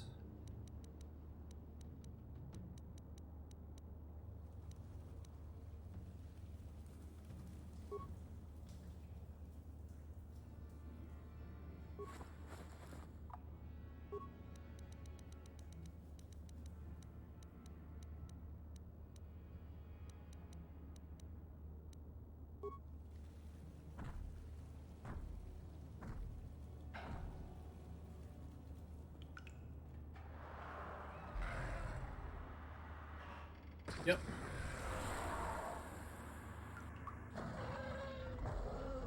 Now, for the record, you can actually fight this thing legit, and I think I grinded like crazy one time and managed to do it, but it was like barely managed to do it.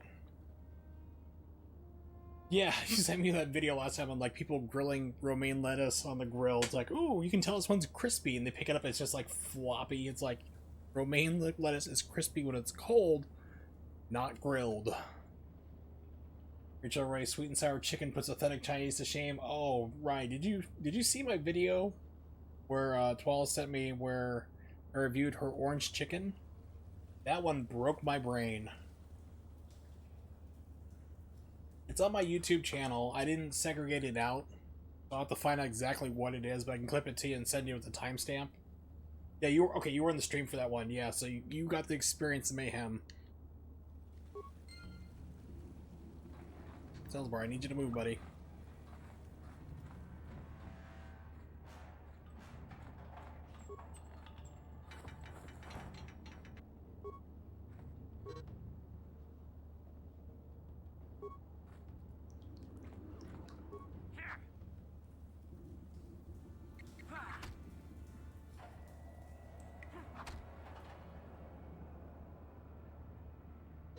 Okay, and it just disappears. Want to see Rachel Ray try her hand at Indian food? Oh, why would you want to do that? That's just gonna make you upset then. It's funnier when I get upset. She would use like pickles or something. She claims authentic. Gosh, was it a friend of mine, MZ? She sent me a video of a Mexican lady reacting to, I forgot what dish it was, but Rachel Ray was making it. And she's yelling in Spanish, like, oh, like, who is this dumbass? Yeah, Pazul. Yeah, that's what it was. Yeah, because I sent it. Okay, I didn't know if you'd seen that because I shared it on my timeline. Yeah, I found it funny. This old Mexican lady's just like making tamales by hand like a badass, just super speed, and that's tricky to do. And she's just whipping them out and just like yelling in Spanish the entire time about how terrible Rachel Ray is. Chickpea curry hoagie.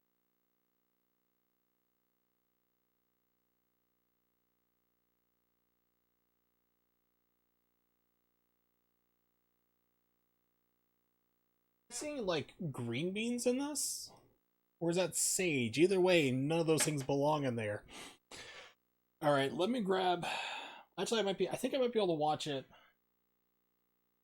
through the speakers without it picking up on the microphone, I hope. We'll see how this works.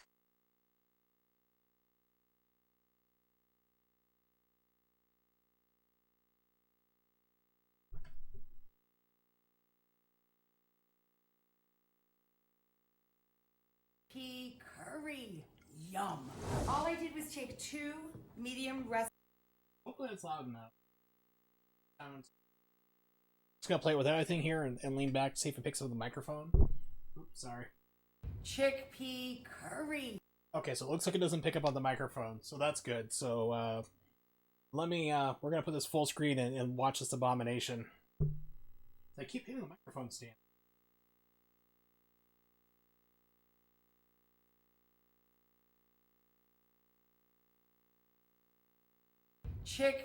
Gordon did a grilled romaine lettuce.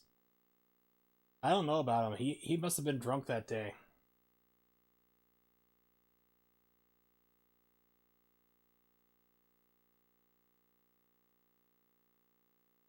Pea curry. Yum. All I did was take 2 medium russet potatoes, just whatever potato you have on hand. I just want to say it looks like she's... I know she's not wearing makeup, but that's not the thing I'm going to critique right now. Because I usually believe women usually look a lot better without makeup or almost very minimal makeup. But she looks like she's been hitting the bottle hard during this supposed quarantine. Any kind. If they're small and have papery skins, you don't even have to peel them. Dice them and cook them over medium-high heat in a little bit of oil and butter, or ghee, whatever you like, okay? Please use ghee. That's what it's there for, really.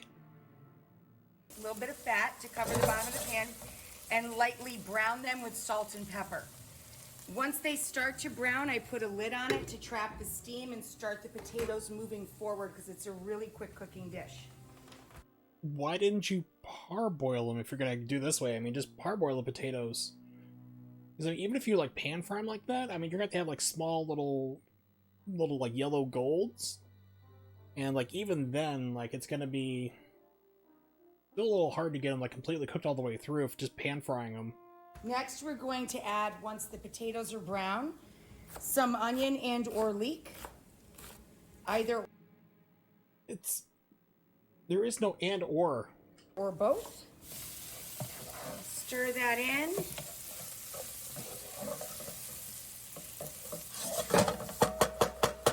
And now I'm going to trap that heat again so that we can let those onions melt. And I'm on medium to medium high now. Just dialed it back a hair. Now we're going to take chilies, red or green, fresh, or you can just add extra chili powder to your curry spice blend. Fresh chili. I have to say, having been to India, I don't remember leeks being in anything. Onions? Yes, onions were added in food all the time. Personally, I don't remember leeks in anything. And I was in Mumbai and New Delhi. I don't remember leeks being used in any kind of food out there for those things. She used the paddle on her husband before using it to store her food. I hope she remembered to wash it this time. Give it a shake. Ginger and garlic can go in now because things are giving off their liquid in the pan. I peeled the ginger with the tip of my teaspoon, okay? And I've peeled back this much root. You want about 1 inch. And we're just going to thinly slice this into little matchsticks. You can grate it. You can use dried ground ginger, of course. Those are some massive honks there for ginger. That's going to be like, you would really want to dice it up. She likes to sweat and ass drippings. Oh, they probably are a secret there. But what I do for ginger is usually I just mince it. And what I do is I cut off like maybe a couple millimeters and I'll smash it with a knife. Like I'll just put it on the cutting board, smash it with like between the knife and my palm hand, which then crushes it. You release more of like the inner membranes get destroyed, so you release more of the flavor and just mince it from there. Just even if you do like a chopstick match slice after that, it's going to be more tender and break up easier in the food and distribute. With this, you're just gonna have like chunks of raw, humongous ginger in there. It's like, I'm not sure about this. And just like our rule with fresh herbs, if Freeze I'm it and grate with the grater. a No, not really tablespoon or needed. an inch of fresh ginger, I would use a teaspoon of dry. Boop. Into the hot tub. The yaoi paddle. Our chickpeas, Yeah, of just course, use can the go ginger in. garlic paste. I mean, you can do that 1 too. can of garbanzo. If you have it, sure. If you don't, just take ginger, mince it up very finely, dice it up, mince it. Same thing with the garlic. Throw it in there. You're fine. If you don't have it prepared already. So, boop. I'm just throwing in some sliced garlic, a few fat cloves. So she threw in a whole bunch of like chickpeas.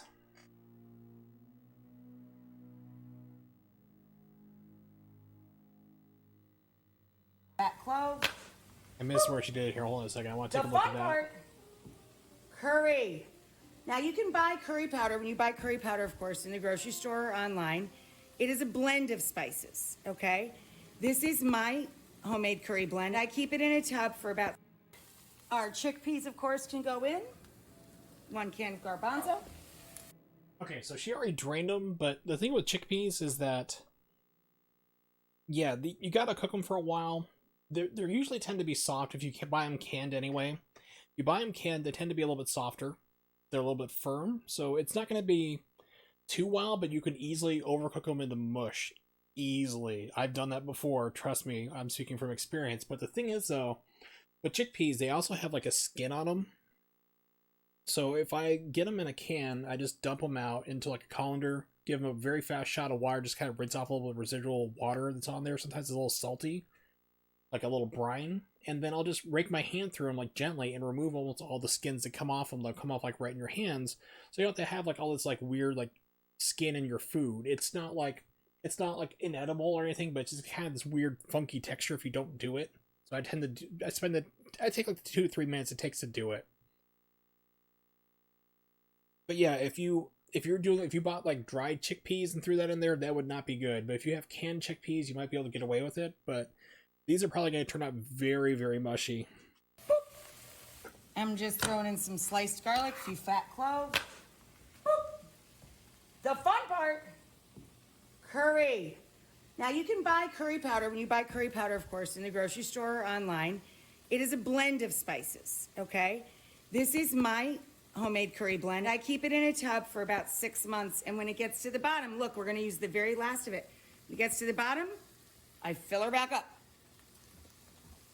So we want about 3 tablespoons, 2.5 to 3 tablespoons of curry spice. A lot of turmeric. For our chickpea curry. All right? Give that a stir. I toast my curry spice. That's a before I lot of grind curry it. spice, by the way, But too. if I you're wouldn't using dare store-bought put in a any. blend of I wouldn't dare put that much into it. I mean, we're talking like maybe like a tablespoon. It's like you just dump like a good like fourth of a container in there. Yeah, I mean, you can buy curry powder off the shelf. It's not gonna be too bad. It can be a lot blander if you can make it yourself and toast it up and everything. By all means, do it. It is a life-changing experience. But yeah, I'm betting Rachel Ray probably does have fennel seed and bay leaf in hers. a curry blend, okay? You want to give it a stir before you add liquids so that you're toasting the store-bought and kind of waking it up a little bit. And then we'll throw in our liquid, vegetable or chicken stock or bone broth. What did Or she water, do you can to use that? water. That is... I like to add stock. She added gelatin to that, for sure. The reason why I know this is because I know somebody who makes their own chicken stock from, like, butchered chickens that they are growing and raising. It is not that thick. No, she's like, she added gelatin. It's a hair gel, or maybe the results of her yaoi paddle session with her quote-unquote husband. I'm not sure, but that didn't look right. Because it adds another layer of flavor. And we're gonna let that come to a bubble. Okay, it's been like 5 minutes, John? About 5 minutes. I just took the lid off. It's thickening up beautifully. Here's the big finish for the chickpea curry. The secret ingredient, a little mango chutney. Hot, sweet, mild, whatever you like. If you don't have mango chutney, skip it. This is already So she's delicious. basically doing like the Rachel Ray. You could even stir in a spoonful or two. Wait, did she had to put in like, did she put sage in there? It still looks like sage leaves. That looks bizarre. Yeah, curry, casimiri, chili powder, coriander powder, turmeric, cardamom, teaspoon bit of clove. That's all you need, really. Clove is like a pinch. Clove is like so strong. It's like it cannot be overstated like that. And allspice, tiny pinches for that. And the entire batch would be good. It looks like she added in, I swear, those look like sage leaves. So basically she's doing like a Sandra Lee approach where she's probably drunk and just buying everything store-bought, really. Just like, oh, here's how you do it. You just all store-bought shit and throw it in, which is fine, I guess, really. But I mean, it's like, if you're hosting a cooking show, even if it's from home, invest in the time to make it yourself. Show people how to make this type of curry, how to make this type of paste. Go full blown, don't go half-ass on it, unless you're sponsored by them. Apricot preserve. Yeah, this doesn't look like apricot jelly. Marmalade, be delicious in there. A little bit of brightness and citrus action going on with some sweetness. So the mango chutney is my mom's trick. She's always stirred it into our curries at the end. That's either bay leaves or sage. And now, just because looks we like have it it in might the be bay fridge, leaves. Oh, please, I'm God, gonna throw a little neither on cilantro either on of top, those. and that's it. You serve it right from the pan. If you have very heightened senses of taste, it is too strong. So, like I said, don't use it. Who cares? It's still delicious. And that's it. You putting basil in there? I have no idea what she put in there. It's like...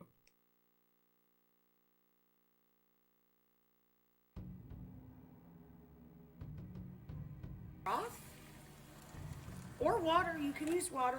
I like to add stock because it adds another layer of flavor. And we're going to let that come to a bubble. Okay, it's been like 5 minutes, John?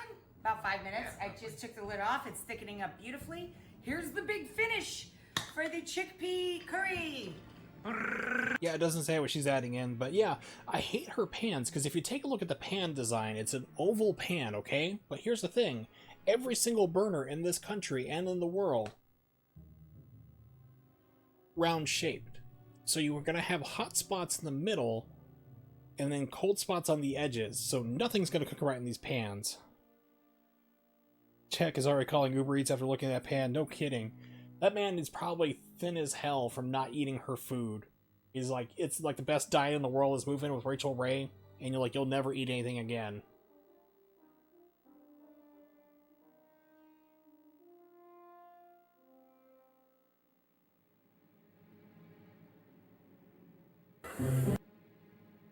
Chef Sir's okay.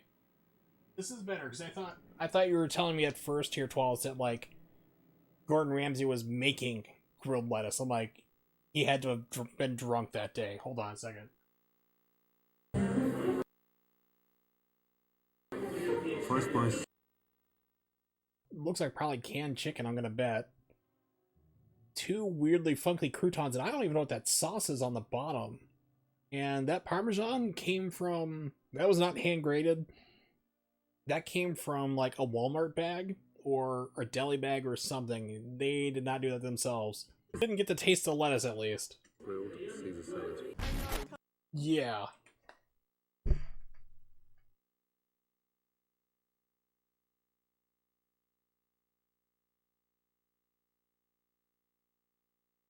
That's an abortion and a crime against humanity. A culinary crime against something for sure, but good God, yeah, that's... Oh, it's like, I noticed he didn't even try. He wisely stayed away from it, because it just would have been mush. I mean, and that's the thing, too. Caesar salad tends to not be too dirty on the inside. It's not like leeks, where you have, like, just dirt just from how it grows. It tends to be like that, dirty on the inside, but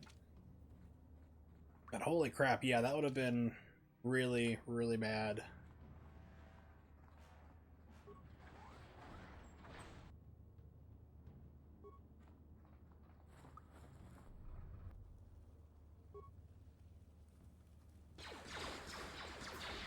So I turn off the figures. I'm playing watching Kitchen Nightmares on Tubi. It's a fun show. What's really fascinating though, Ronnie, if you have never seen it, watch the British version, the original UK version on BBC. He is a completely different person. It's like the entire attitude on all the shows, like either his cooking shows or the Kitchen Nightmares, he's a lot calmer. He'll still tell you if it's garbage. He'll be like, this you brought me some grilled Caesar salad. It's total shite. I don't understand why you'd shite like this here. It's just fucking shite. It's just terrible. You should take this back and feel bad for yourself.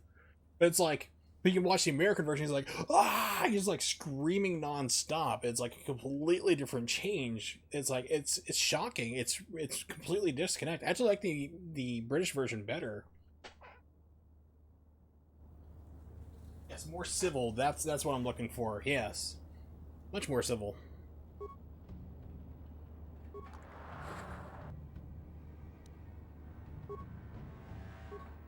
Like shockingly so. It's like, wow. It's like who is this person?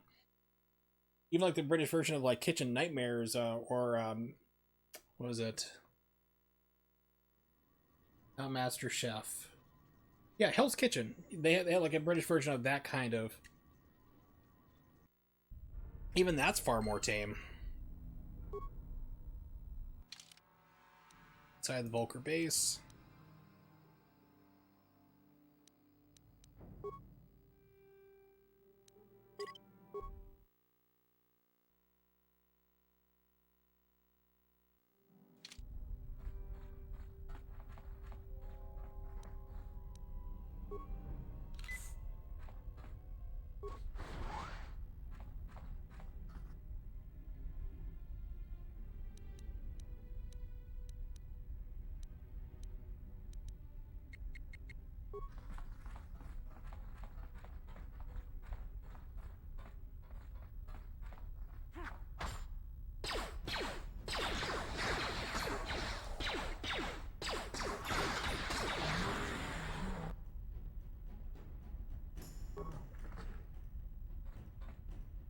Apparently no one's alerted by the sound of blaster fire. This is good. It's a good sign. Everybody's deaf.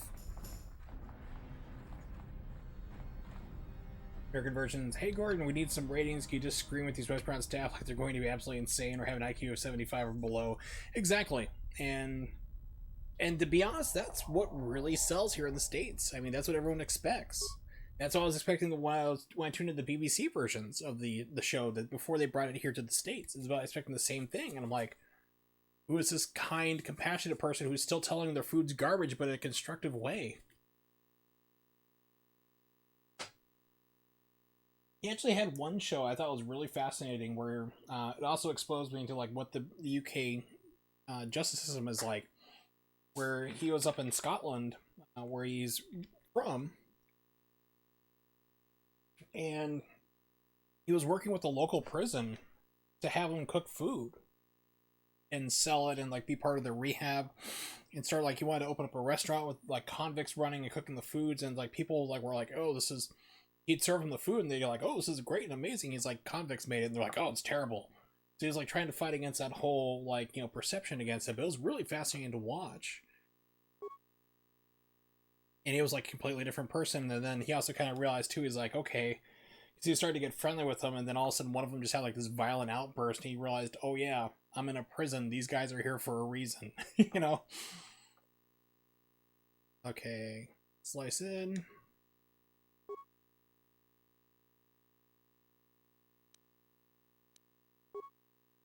Not gonna be in no matter what, okay.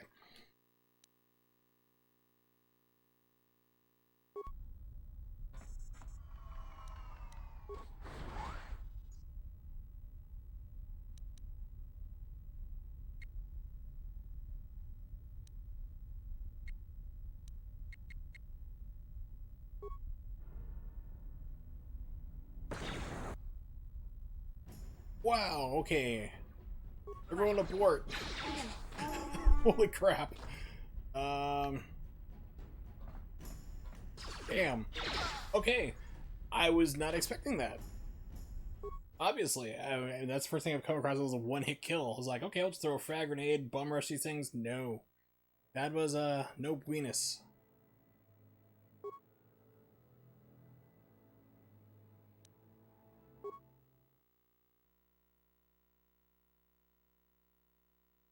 Cutthroat Kitchen, and looks like Twitch is dropping frames anyway.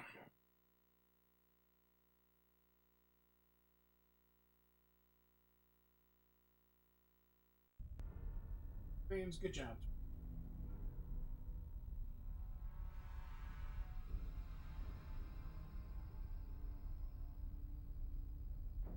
There was some show, I can't remember what it's called, I had looked it up. Carmen and I had seen it years ago when we were dating for the first time.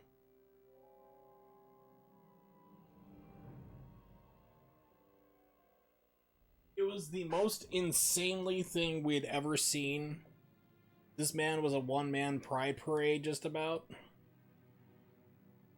It's like, you must make dishes that inspire me based on these things. It's like, so they'd be like making cookies. It's like, I demand a cookie that is inspired by this object. And now it would come like a sparkly high-heeled dress shoe. And it's like, what is this show?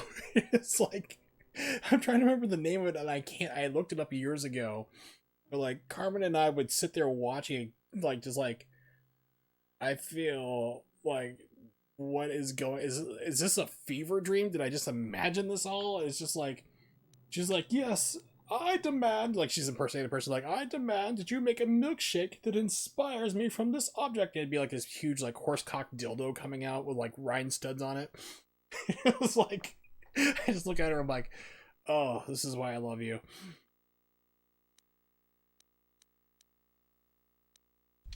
Alright, so, next time, don't go through that door.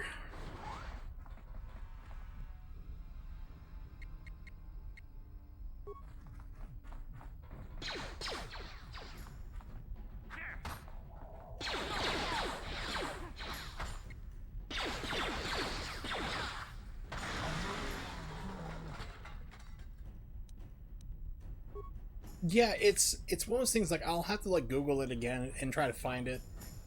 It just took a while, but the show is at least like 10 years old, and it's just the most ridiculous, because like these objects that he would say, like, you must create a dish that's inspired by this, would come out on like on this little conveyor belt, and the set just looks like so cheesy, and like even Food Network was like, we're not putting money into this. It's like, this is just too stupid. That's where I came. These look like smaller little. Good. Sentry. Yeah.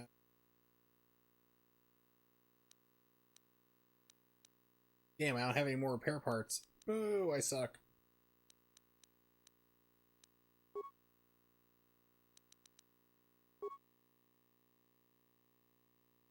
Yeah, I can't remember the name of it. It was just so much like a fever dream to watch. So is the stream looking okay? Because I mean, it's like, I'm looking, I can see on my television that I'm watching this through like jail bars, which are like vertical lines going through. It's actually like 45 degree, which is kind of weird. Didn't mean to talk to you, never mind. Okay. I run this through my retro tank right now, so that's just one repair part. Yeah.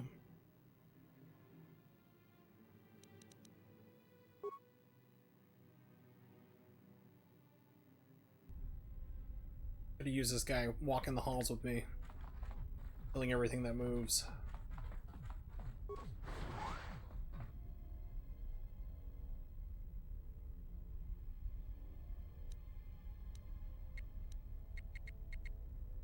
I don't remember who hosted the show. I just remember the guy being like, he was bald.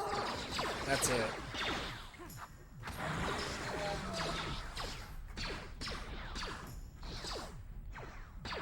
Get out of the fucking way, mission. Good God.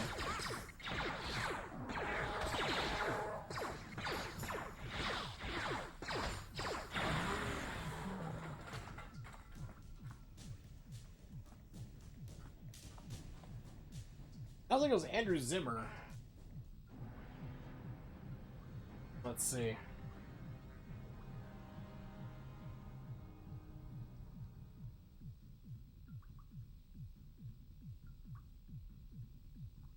No, it wasn't that guy.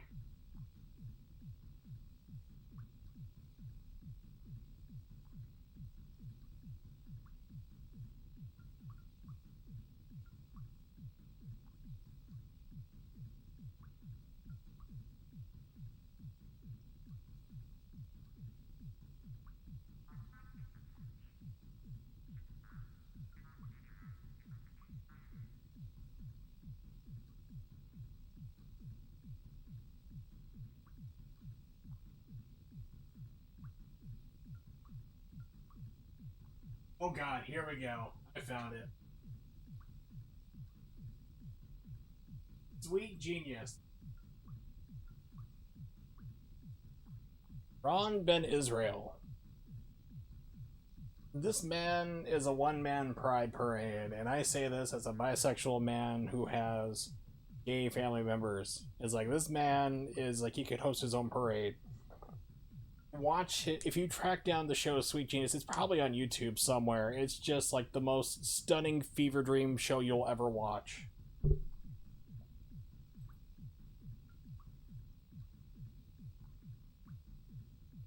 It is like amazing. Like, how did this get on air for like 3 seasons? Oh, I'm pretty sure he did it as one part and it was one of his inspirations.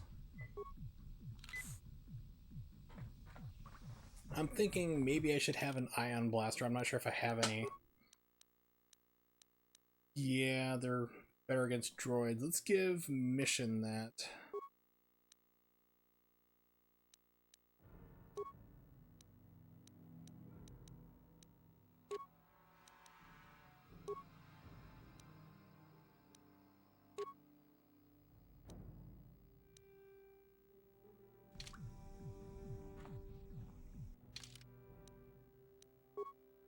So I remember I'd mentioned it to Carmen like a couple months back. We were just talking out of the blue. And I mentioned that. She's like, oh god, what was that show called? And like I had to go on a Google hunt for it. It's another corridor.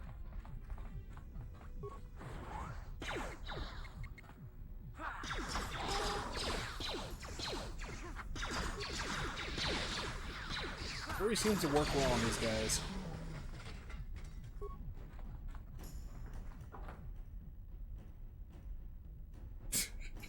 So you watch his show, it's like, it's just amazing. It's like, wow. Please don't hurt me. I just serve the food here, that's all. I'm not like these others. I'm not even a Black Vulker.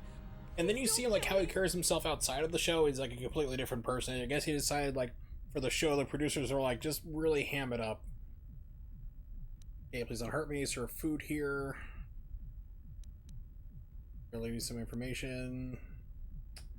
Even though it was too risky. Listen, we're playing Darth Jerkass, or Darth Jerkass, so mean and brutal all the way.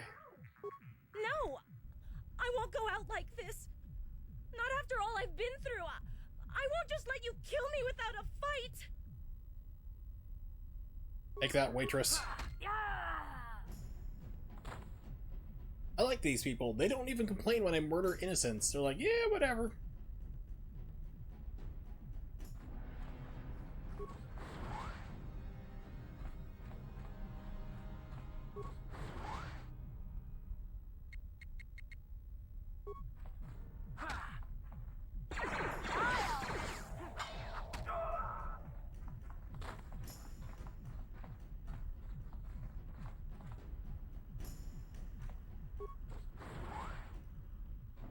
Okay, so this is all leading through each other continuously.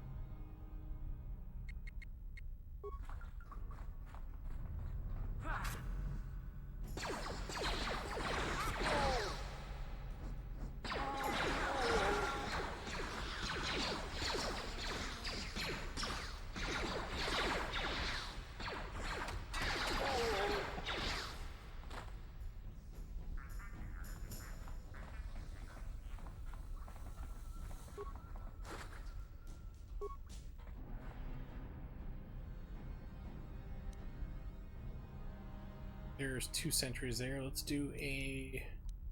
Ooh, ion... Actually, no, I need to hold on to that ion grenade. Scratch that. Nope, I already threw it. Too bad. Crap.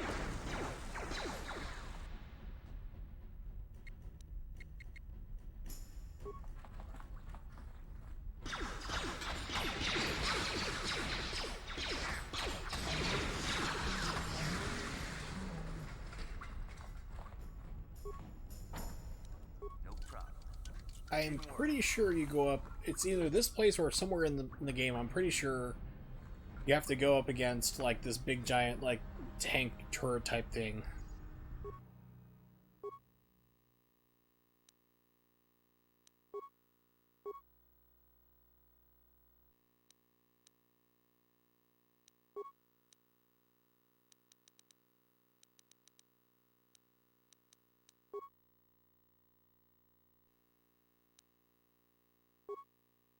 Prepare for multi-kill.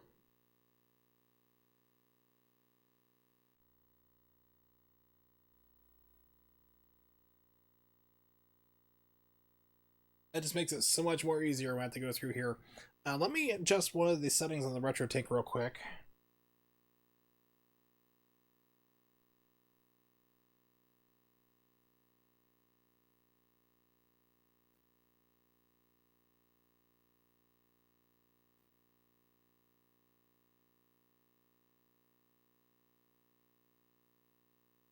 Okay, so this is straight pass through right now.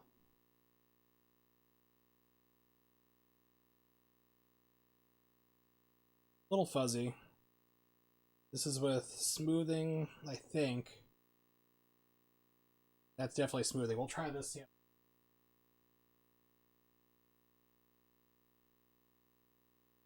If you think one way or the other looks better, please let me know. But let's continue here. Switch to camera. So he's dead there. Menu. Rec room. He's there. Cool. Ooh. Right there.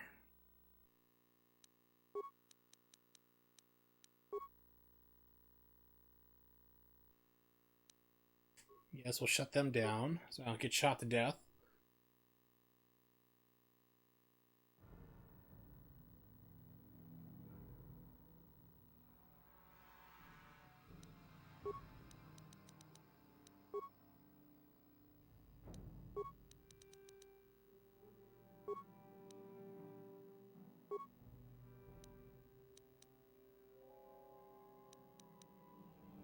Security doors.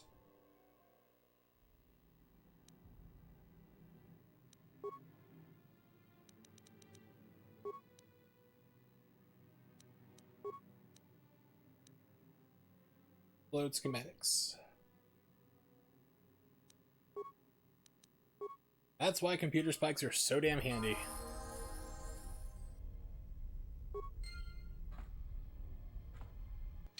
Now I have a map of everywhere. Perfect. Sewers, this pool, barracks. Be able to get into armory though. Yep.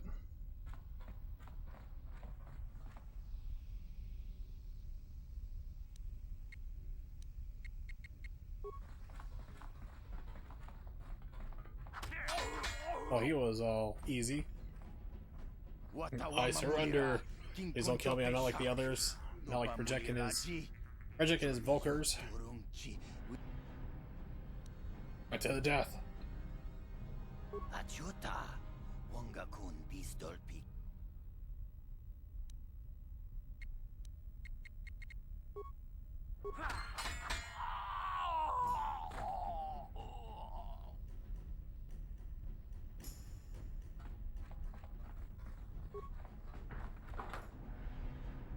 Okay, so let's see your casserole. Ooh. Splash of lime juice, some cilantro, a couple drops of tapatio. It's even better. Yeah, it's amazing what just, you know, it's one of those things like where if you buy quality ingredients, you do get quality in return. It's like you can make it the way you did before, and you said it was great, but like if you can really invest in some better stuff, like some good quality chorizo and stuff, oh yeah.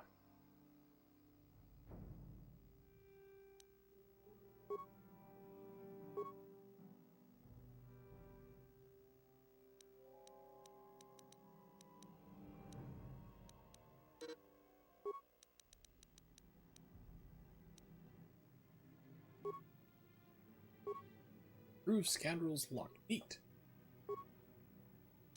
Pull you up.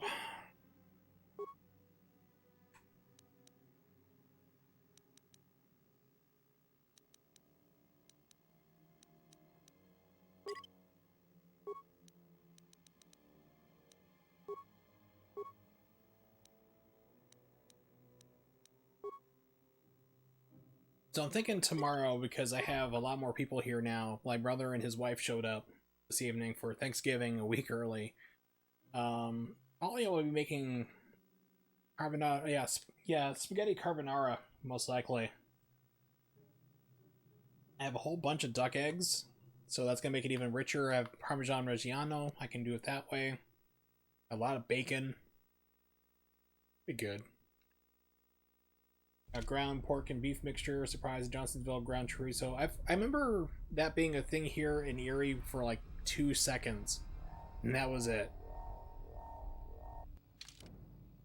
Which is a shame because we don't have a whole lot. If you want chorizo, you have to go to Wegmans, and you will be spending a lot of money for it. But it's good chorizo though. I mean, it's good stuff. Box. Average frag mine, disruptor rifle. Ooh.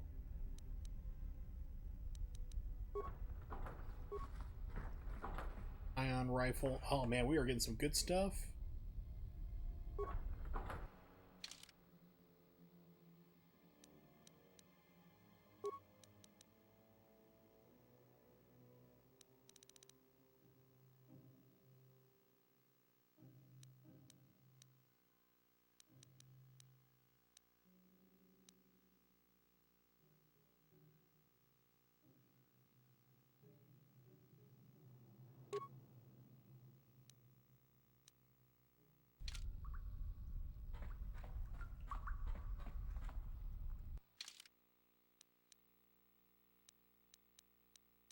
Lower City.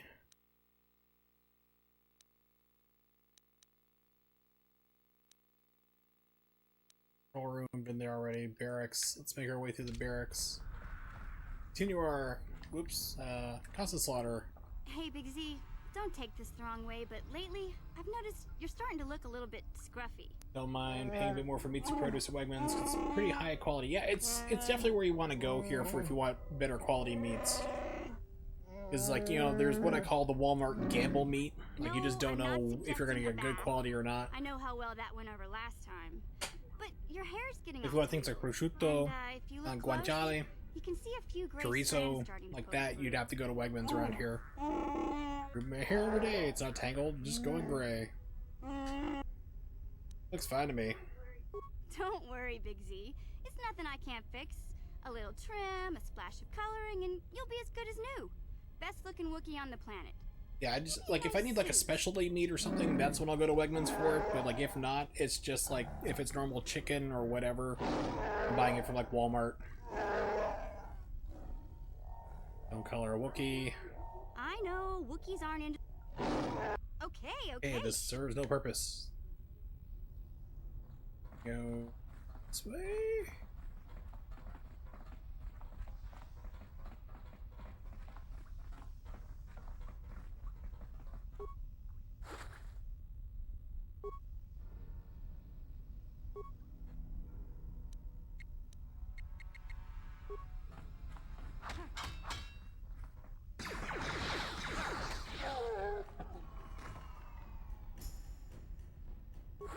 Kroger's pretty decent quality meats here. Food Lion. Yeah, we have like an Aldi's. That's the local place. Like if you want like bare minimum prices and bare minimum like roadkill, that's what you get. That's where you go. Really, that's surprising. Here in Erie, Aldi and like meats are like, you swear they scooped it up off the road. It's like all gristle and just terrible.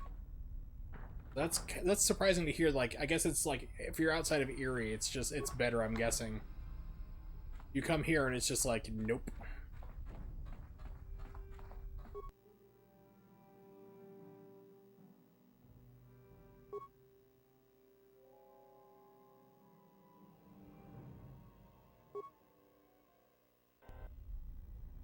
Go into the pool and destroy yourself for my amusement.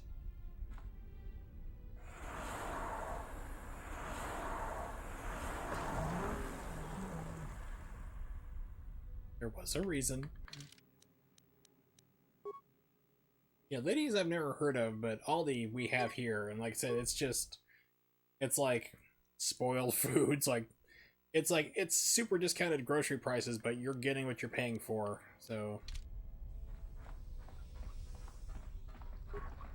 Plasma grenade, ooh, those are awesome. Air trigger, bonding ally. These are things I need a workbench for to implement.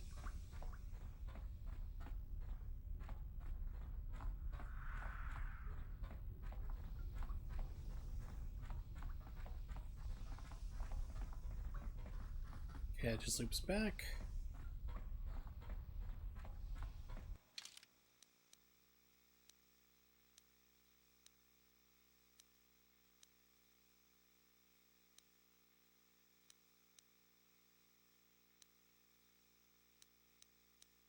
I think that's where I came in. I'm not sure. I do not remember where I came in on this level. Publix.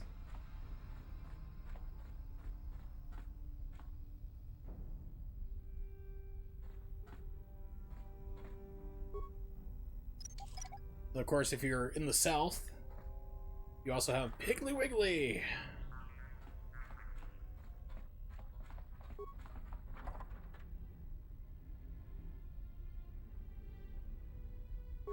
People are like, is that a made-up thing? I'm like, no, it's an actual chain.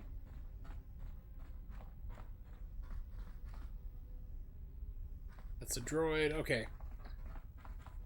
This is where I came in.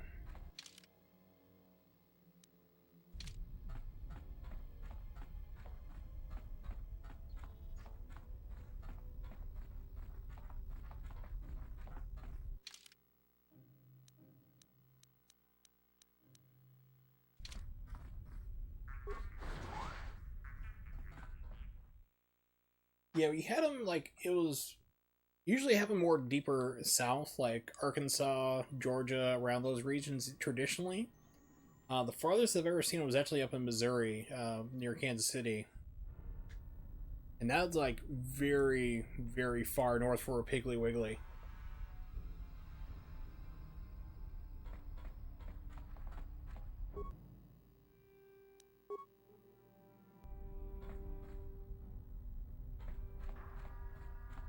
All these repair parts I don't have. Bummer.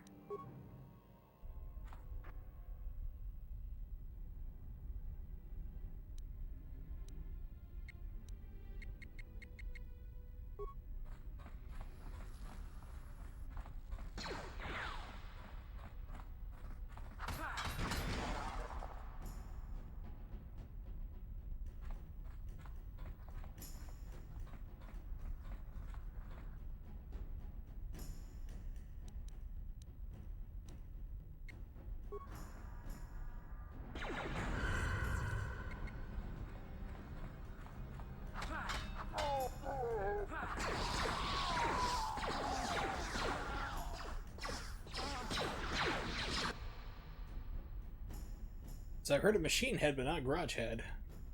Here it's Food Lion, Kroger, Walmart, Liddy, Aldi, and Publix. Yeah, well here we have Giant Eagle, Wegmans, Walmart, and Aldi. That's it. My knowledge.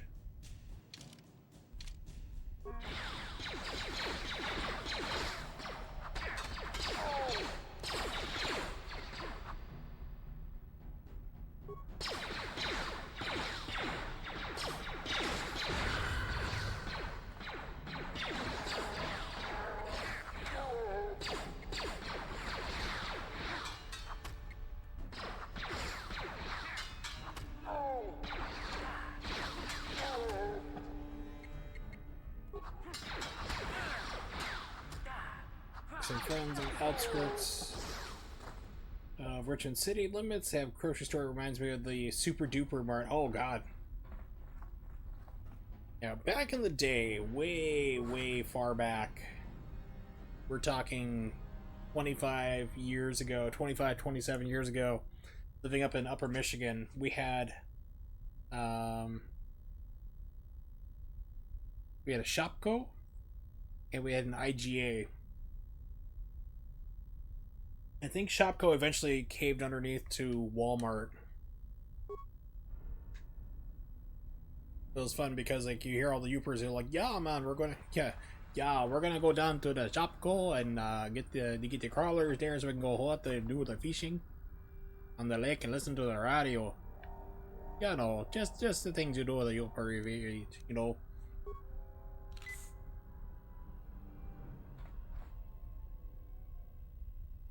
So it's just a gas. Okay, so this is actually a path I can go through. So.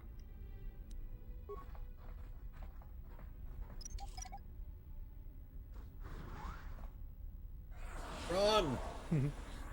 Get out of the way!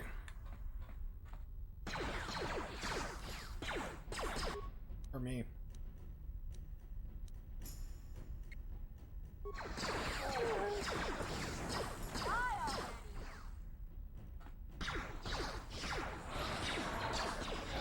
I figure I'd just take the hit. Let's see, met myself.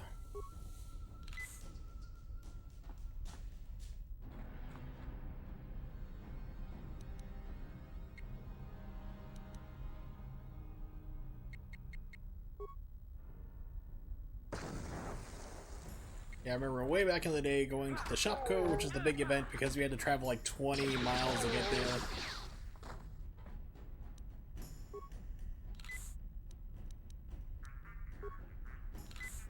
And they'd had a pretty decent arcade in the back.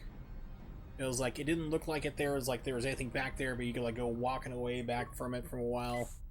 And then you'd like be back there in like this really cool arcade, like just stuck in the wall. And they had like, it looked like there'd be like maybe 2 or 3 machines would possibly fit in there when you walked by, but it'd be like 20 or 30. They had like Samurai Showdown and Street Fighter and all sorts of great stuff. It's like, yes, this is my place to be. Dude. Out of my way. Huh? Yes? No problem. Didn't work. I thought I had the pass already. No problem. Didn't work. Being a kid, Walmart had a few arcade cabinets in the entryways. Yeah. Yeah. Oh, dude. Killer Instinct? That is the best Walmart ever. And where the one back in Missouri had Revolution X and T2. So it was like that was a shooter. So that was a shooter side. On the other side, they had like a claw game, and then they had a Neo Geo with like a 4 slot, which had like the rally racing game, soccer game, Bubble Bobble, like our Puzzle Bobble, and something else. Think of like wasn't one of the fighters though. It was like more of the tamer, friendlier stuff, but.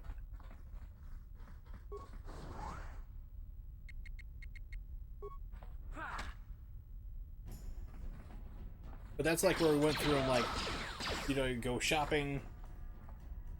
Parents would go shopping. It's like, oh, dude, Mesa Dark Age as well. Like I said, whoever was supplying those arcade machines for your Walmart was on the ball. Kicks ass. Radiation shields. Okay, that's interesting. I mean, that's where I beat like Revolution X. was at that Walmart. Like, it was a 3-person. Because Revolution X, the arcade, was like 3 people you could play. Bust a move. Yeah, that's what it was in America. Sam Show 2, Magical Sword. Magical Sword. That's what it was. I was trying to remember what the other one. No. It was Magical Sword. It's okay. I'm cross up with another place. Magical Sword. Neo Turf Masters. That's where I first fell in that game. I'm like, oh my god, this is amazing.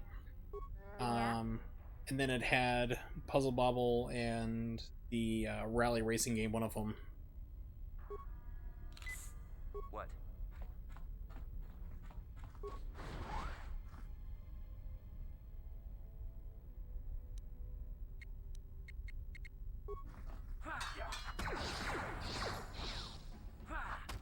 But yeah, I miss arcade machines, you know. I can see why arcades died. There's actually an arcade supposedly here in town. Yes, a workbench. But it's like, I've never been there, so I really don't know what it's like. It's like one of those things that's supposed to be like indoor golf and stuff, and with COVID running around, I'm not about to show up in there. Yes, I want to use the workbench, please. I know how to use this. Hey.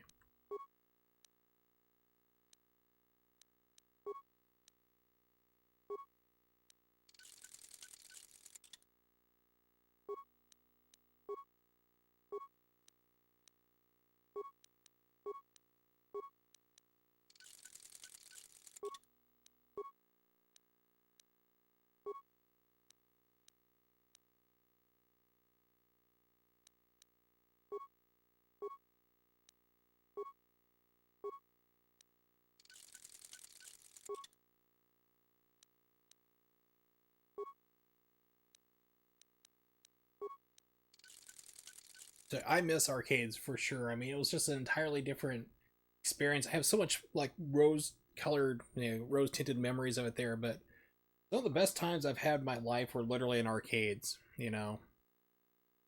It's like, especially like, I remember the very first day Street Fighter 2 came out. It was like a batting cage place in San Antonio. And my sister was like doing softball practice out there. We had skipped school for whatever reason. My mom's like, we're not going to school today. We're just going to have some fun, damn it. I'm like, that's why you're the best mom. So we went to this place there. It was in like, they had the batting cages. It's San Antonio. It's like 95 degrees in the summer. It's hot as hell. My brother and I are inside the arcade playing like crazy. They had like Maximum Carnage, Smash TV, lots of different like great games to play. And the guy's like, hold on a second, I think I got a machine you're gonna like here. I'm like, okay, cool. So he brings in like the truck had been backed in, offloaded it there. It was a brand new Street Fighter 2. It just dropped out. He just got it in there, wheeled it through the door. I was the first person to play it. Blew my freaking mind. I was like, 6 buttons. It was like, that was unheard of, because I played the original Street Fighter, which was 2 buttons. It wasn't the 6-button mod, it was the 2, but it was like the 2 on that one, but this was 6 buttons. I'm like, oh my god. And then I like put in a quarter and 8 characters to pick from. And it's like, I was just overwhelmed. I was like, what is this? But yeah, that was just amazing to play. And it was at that little place there. Yeah, it was the 2 pressure sensitive pads you had to smash your hands into and break them in order to get them to work. So let's see, Putt-Putt, Best Arcade, Kid, Giant S, Super Street Fighter 2 machine, yep. MK4, Virtua Fighter 3, Neo Geo, Samurai Showdown 4, awesome. House of the Dead, tons of others. Yeah, so that's what I was like. I just spent the rest of my money playing that. My brother was playing Maximum Carnage. It was like, he loved that game. He actually had the Super Nintendo version because of that. I was like, Chris, come over here. He's like, you gotta play this game. And he played it, and he's like, this is the best game ever. So it was like, that's, people are like, oh, did you play,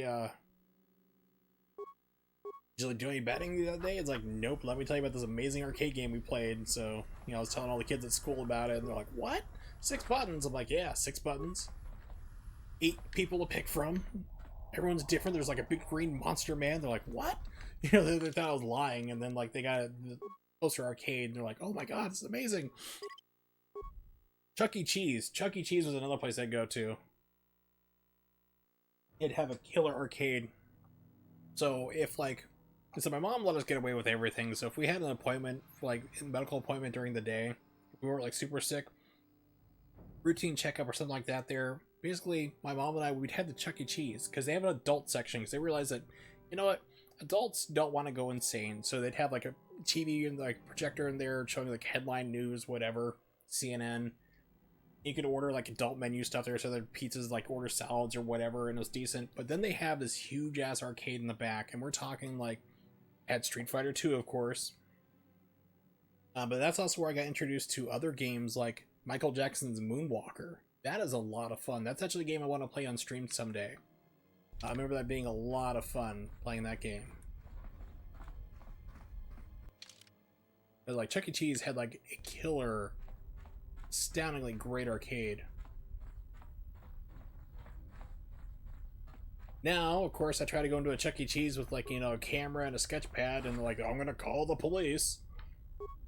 Oh yeah, it's a completely different game from the Genesis version. Absolutely 100% different. That's where I was before. Everything's blocked off. Yeah, it is a very radically different game. Yeah, it was a 3/4 top-down view, and it was like slightly side-scrolling there, and you have up to 3 people who could play, and it's like beat 'em up almost. And unfortunately, I've looked into like getting one, and unfortunately, like with Michael Jackson's passing, I say unfortunate because all the prices went ridiculously high. Like Moonwalker and Genesis was like a $5 game, now it's like $100 because everyone's buying them up like crazy. Moonwalker, the arcade, is one I am like very leery on, is because it has a suicide battery that you have to fix in there, or else it dies and you've lost the entire game. Your arcade machine is useless junk. And I hate that they put in suicide batteries for things like that. But yeah, Simpsons, that was another. Simpsons, Teenage Mutant Ninja Turtles. Yeah, those were other big draws to the arcades back in the day. Bowling alleys. Bowling alleys was another great place. Yeah, suicide batteries suck. I hate those things. I mean, there's ways you can fix it now, but if you see like a moonwalker for sale and it's like it's not working, it's like it's gonna be a pain in the ass to get that up and running again. There are ways you can phoenix it, so to speak, rise it from the dead, like they've done with the CPS3 games, like the Street Fighter 3 series were all suicide batteries as well. So you can actually bring those back up, but it's just... it's all a whole big gamble.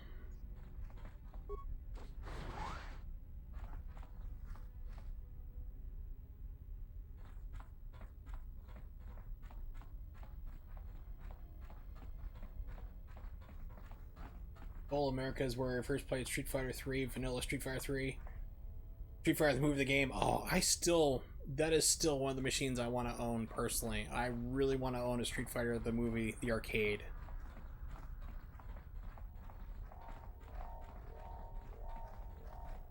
I love that busted ass game, and I think it's hilarious that now people are starting to catch on to this game like 25 years later, that it's a lot of fun. Because at the time people were like, it looks like Mortal Kombat, this is stupid. Well, I'm just gonna go play Mortal Kombat. It's like, they didn't realize how broken and janky and ridiculously fun it is to play.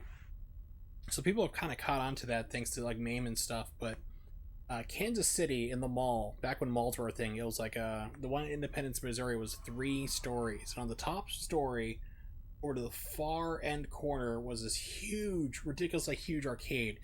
It was split into 2 sections. The first part of the arcade was like kids stuff, like, you know, the coin pushers and skee ball and stuff like that, and it's like whatever.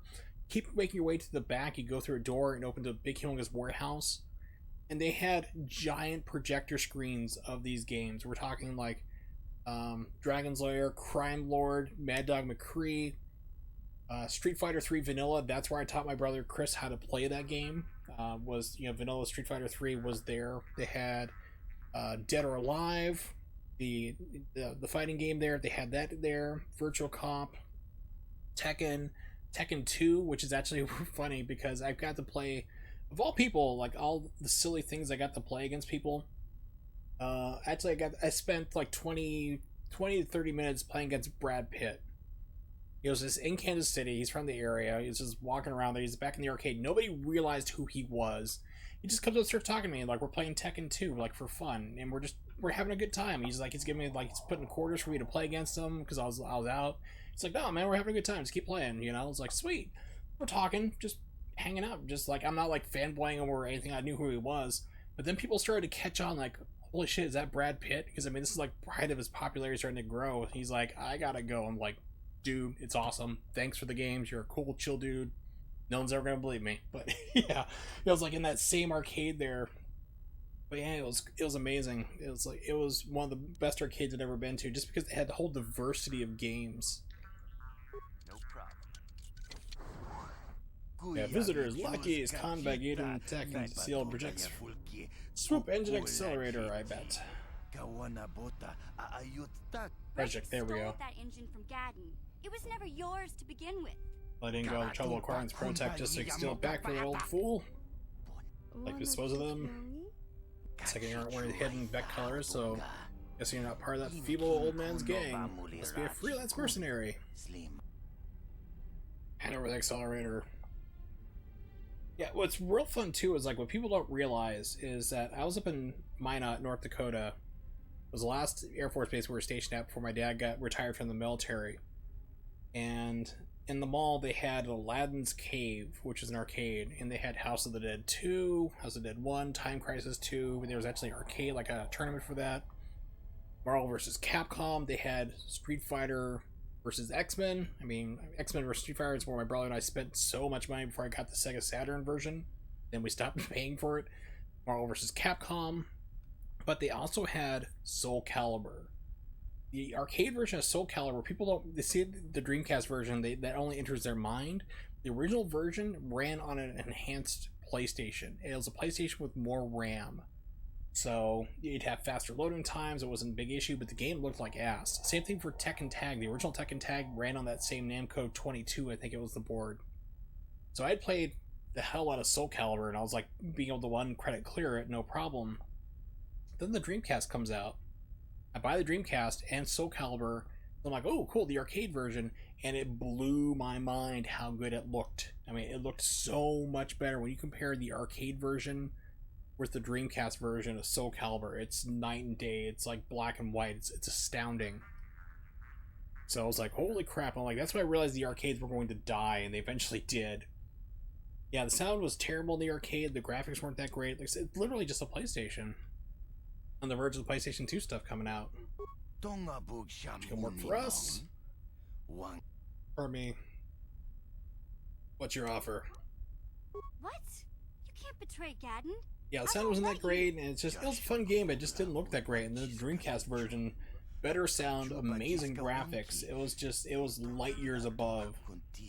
It's like the same thing like when, yeah, they're setting you up, lady. But, Tekken Tag, when it came out for PlayStation 2, it was the same thing. That was another huge graphical leap. It still looks good. They said I was too young. Yeah, it was like, for me, Soul Calibur looking so amazing on the Dreamcast version and spending $50 on it and not having to play it ever again in the arcade, put more money into it, I realized right then arcades were going to start fading out. And then Marvel vs. Capcom came out for the Dreamcast. It was another game I'd played in the arcade quite a lot. And once again, I didn't have any more reason to spend money on that either. And then, like, X-Men vs. Street Fighter, I had the Sega Saturn version, which is arcade perfect, so I had to stop playing that. But they had Alien vs. Predator, so I still played the hell out of that there. But it's like, that was the time where home consoles caught up to arcade and surpassed it. And because at the time, if you wanted to play the best games, the best looking games, you had to go to an arcade to play them. But Gaddon said Brejik... Poison Ryan gets Brejik, all the way to help. Yeah, they're trying to brainwash and gaslight her, basically. Tekken 4 same as the PS4 version. Yeah, exactly, PS2 version. Need anyone with Zanzibar? You're right. I don't need anyone but Zalbar. But tell me your offer, Kaden. Grown tired of petty war. Need someone to get rid of Gaydon permanently. There's tasks for him. Willing to offer a very substantial reward. 500 credits on. Throw that young Republic soldier we captured too.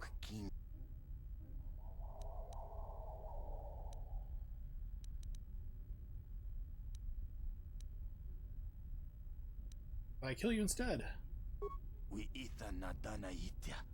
Smilia.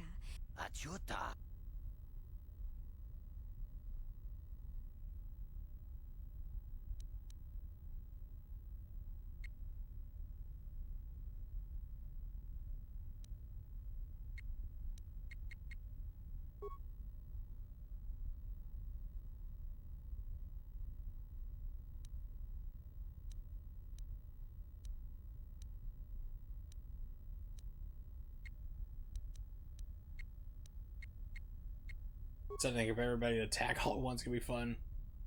Grid in that generation existed though. Webs 1.0 entirely saw Web 2.0. Yeah, exactly.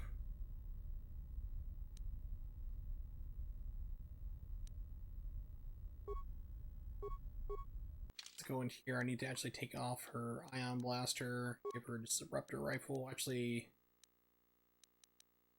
yeah, blaster rifle.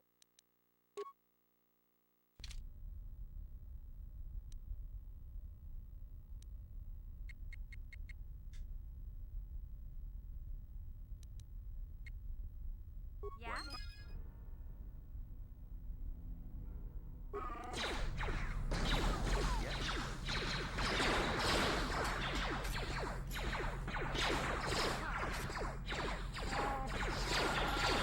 Yeah, it's like, even if you think, like, just even like 10 years ago how the web was structured, just like streaming video and stuff. I mean, completely different from what we have now. Damn, he died, okay.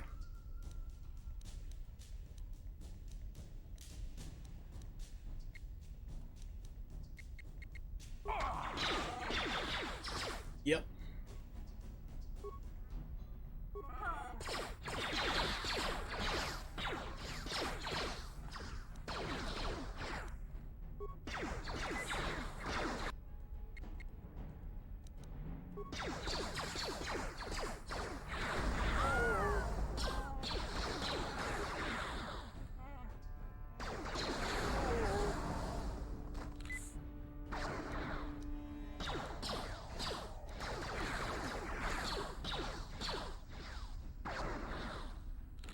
I need to carry everybody here, Salzpark.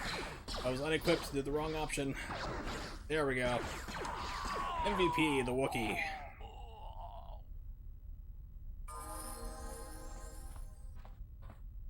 What? Sure.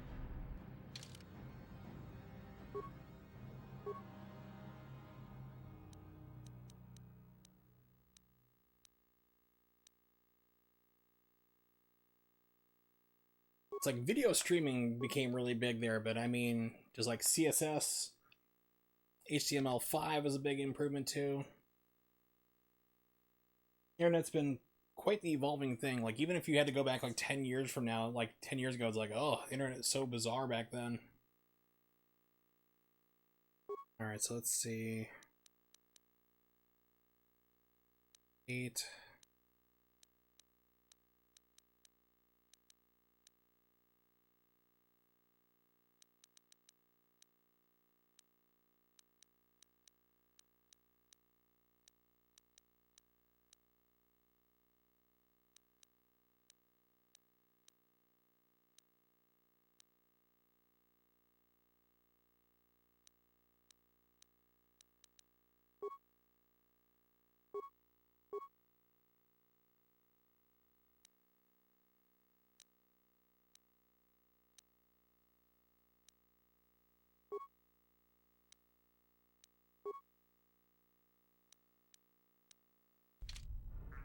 Huh?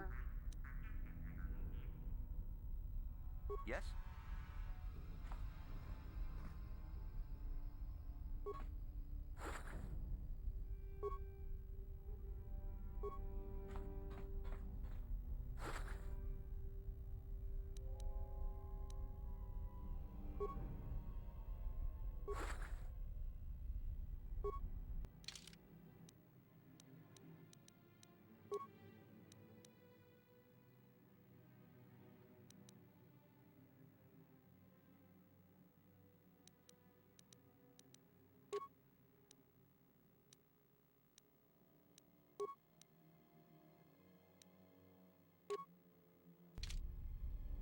Yes? Probably save, since I barely squeaked through that fight.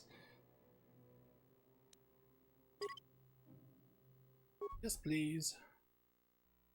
But yeah, it's like, it's been a wild time. I mean, all the different things that you go and you pick up on that we've managed to live through. It's quite the interesting transitional period.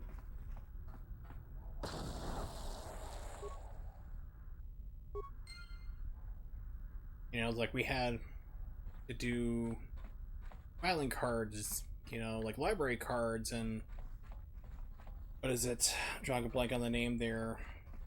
Encyclopedias.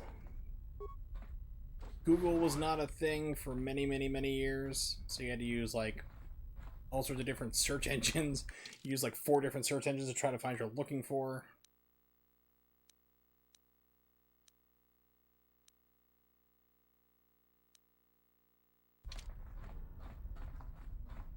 Something at the end? No, there was not. Lycos, Hotbot, Alta Vista, and Ask Jeeves, really.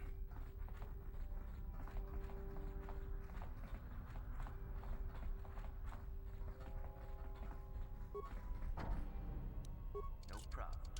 Didn't work. No problem. Didn't work.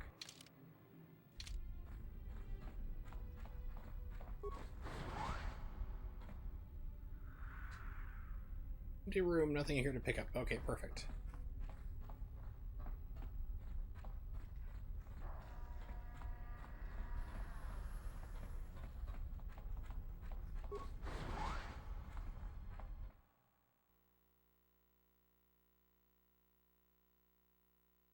You know, we lived through arcades, home consoles, and now like, you still have consoles, of course, but they're pretty much PCs at this point.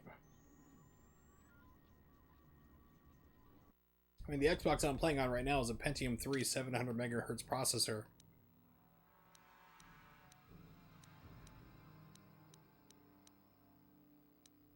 I think that's where we need to go, is Lower City.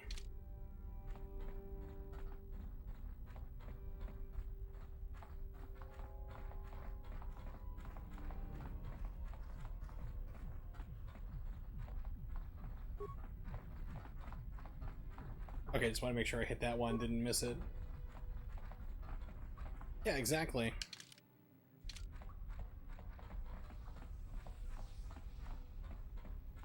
And ironically, the only thing that, like, I don't really want a PlayStation 5 right now.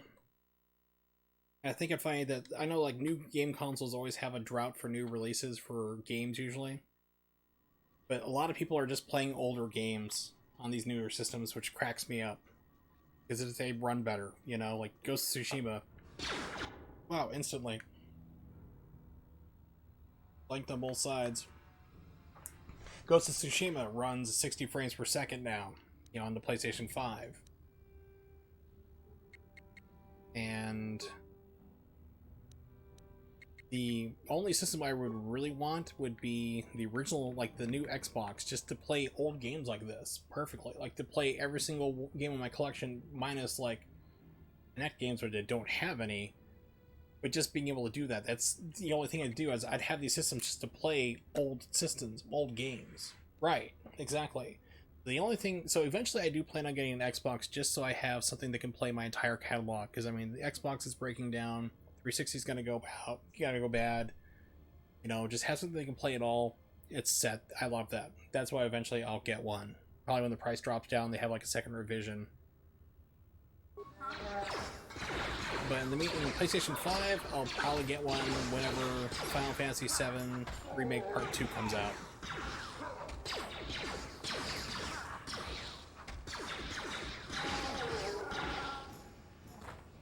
Yeah?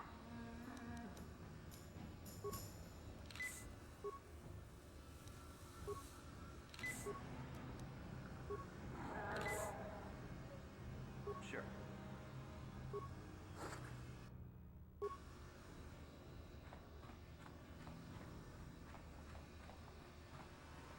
Oh, I know where I'm at. Okay, cool.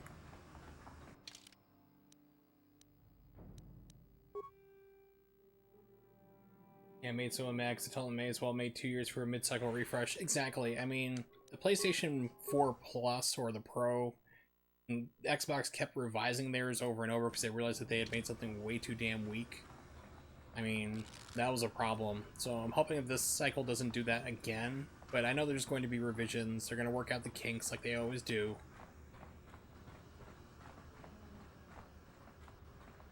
You know, there's lots of things that can be done.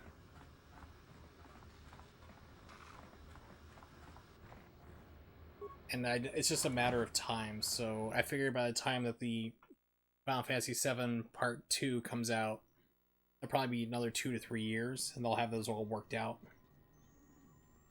But you know, come April, Square most likely is going to have a PlayStation 5 enhanced version that's going to run 60 frames per second.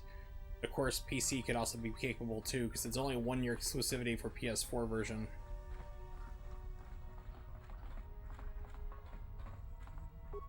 You have returned. You have the prototype. So I'm hoping they do make a PC version, and if they do, it's going to run 60, I'll bet.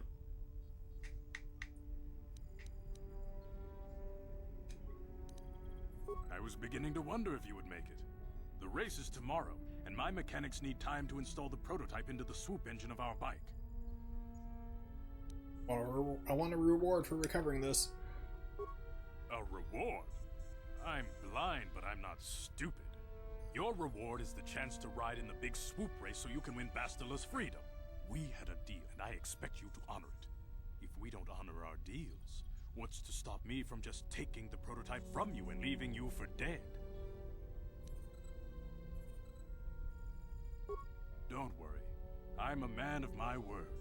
I promised you could ride in the swoop race under the Hiddenbeck banner, and I'm still going to let you do that. And I'm even going to go one better. I'm going to let you ride the swoop bike with the prototype accelerator installed on it. So that way if it blows up, it's just you and not one of my people. Gadden, you can't be serious. We need one of our best riders on that bike. We can't let some rookie take the prototype engine into the race. Yeah, right. One of your own riders should get on that swoop bike. I have to be honest. I'm risking myself. There's a reason I'm letting you take the prototype engine. See? The accelerator is exactly. There's a good chance it could explode during the race. I can't ask one of my own riders to take the risk. They'll be running unmodified swoops in the race. You'll be the only one using the prototype. If you can complete the track before the accelerator overheats, then you'll win for the Bex. If you die, then one of my other riders could still come through for me.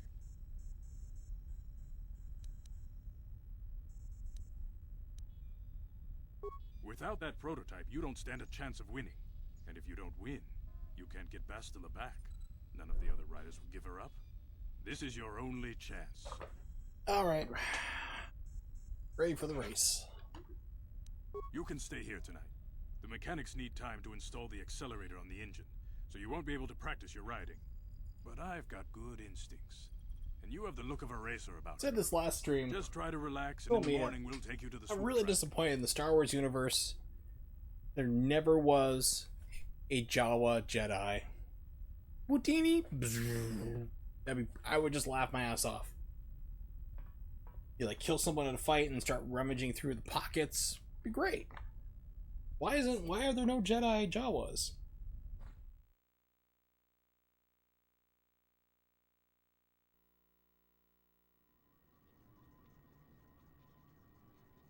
Or Jedi Hut, that'd be funny too. Mandalorian Hut, even better.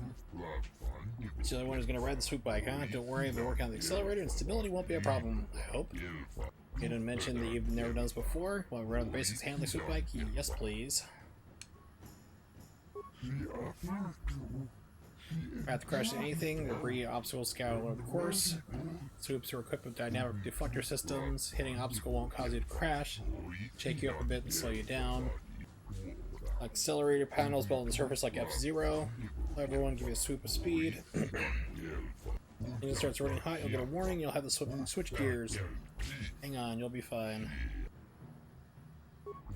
Explain the rules. Each rider goes out on the track alone. At the end of the day, whoever posted the fastest time is the winner. Only a rider can ride as many heats as they want, along with prototype accelerator on you up. No more than 4 or 5 races, I guess. Make your runs count. Put your trust in you. Win this race.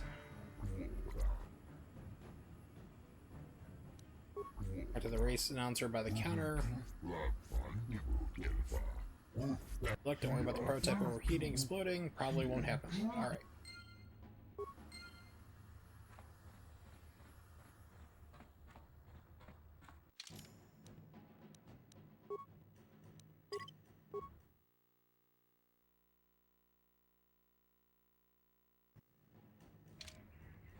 Bastila, looking great.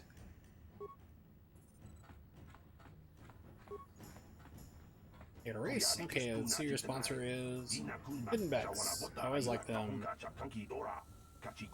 For sure, trying to get yourself killed. Also, one rider today. Want to keep it that way. And a beat. 38.43. Okay.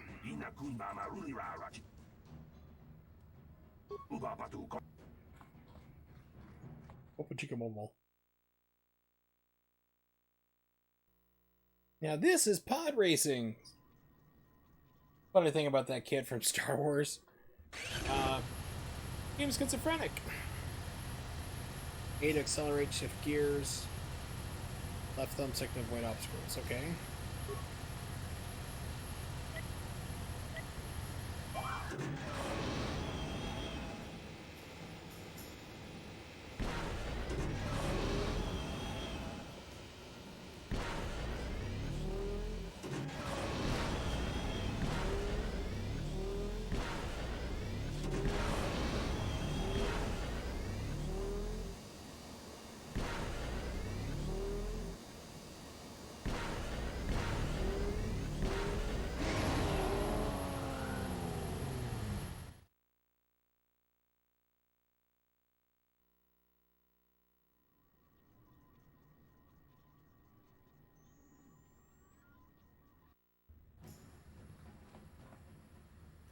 You let me race with a sword, it's great.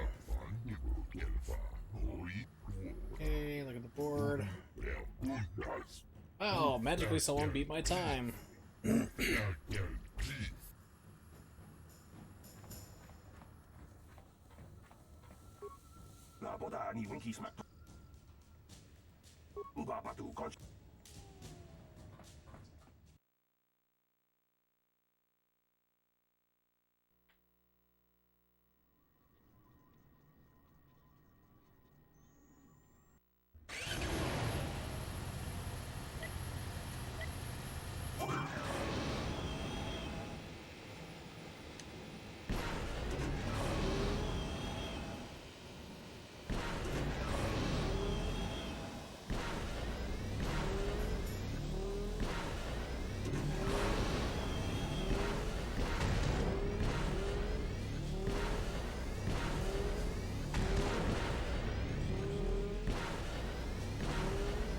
slower time. Not good.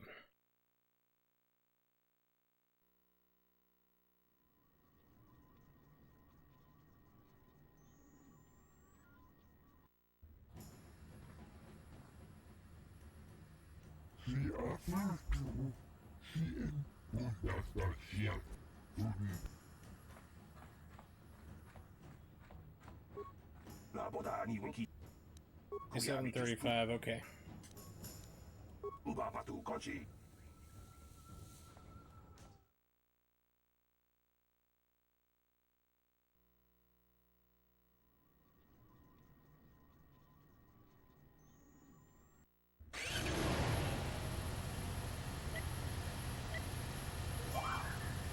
Game? Come on. Didn't register the button press.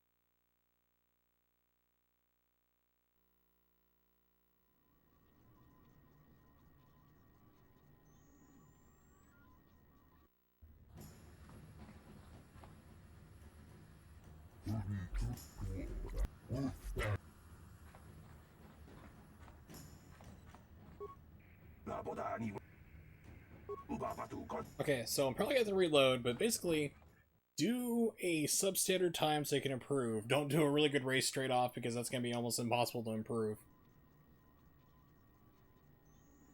And hope that the game doesn't screw you on the start.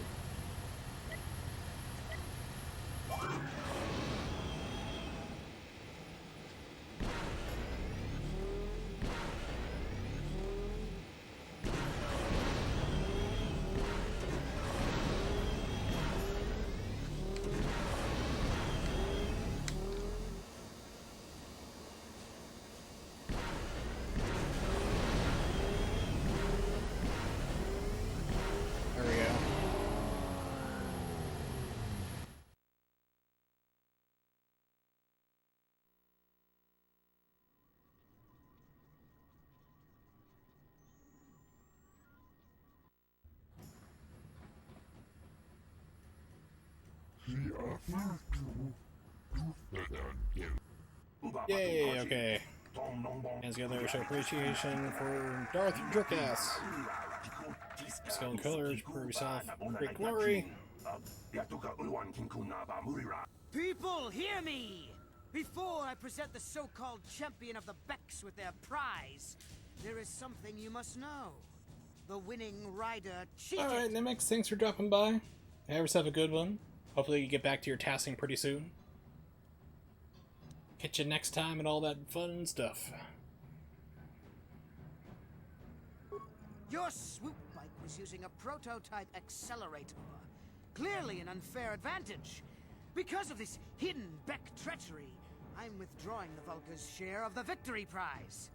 Can't do this, you know the rules. Nobody's allowed to withdraw the victory prize after the race. Goes against our traditions. Don't worry, she's gonna bust out and kick some butt here in a second. Nothing to me. I am the wave of the future. If I want to withdraw the wave of mutilation. I will ride the El Nino. I might have something to say about that, Brezhik.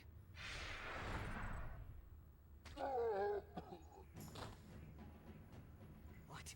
Impossible. You were restrained by a neural disruptor. How could you have possibly summoned the will to free yourself? You underestimate the strength of a Jedi's mind, Brezhik. A mistake you won't live to regret. Vulcus, to me! Kill this woman! Kill the swoop rider! Kill them all!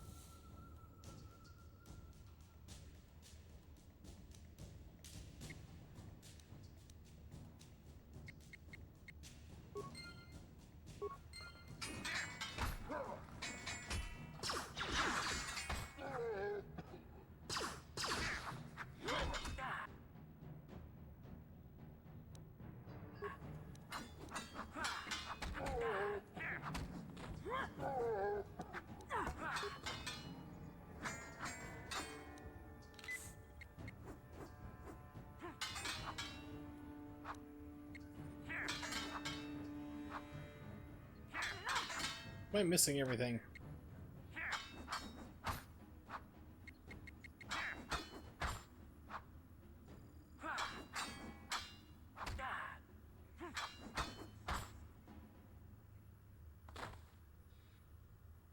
So, wanna be my girlfriend?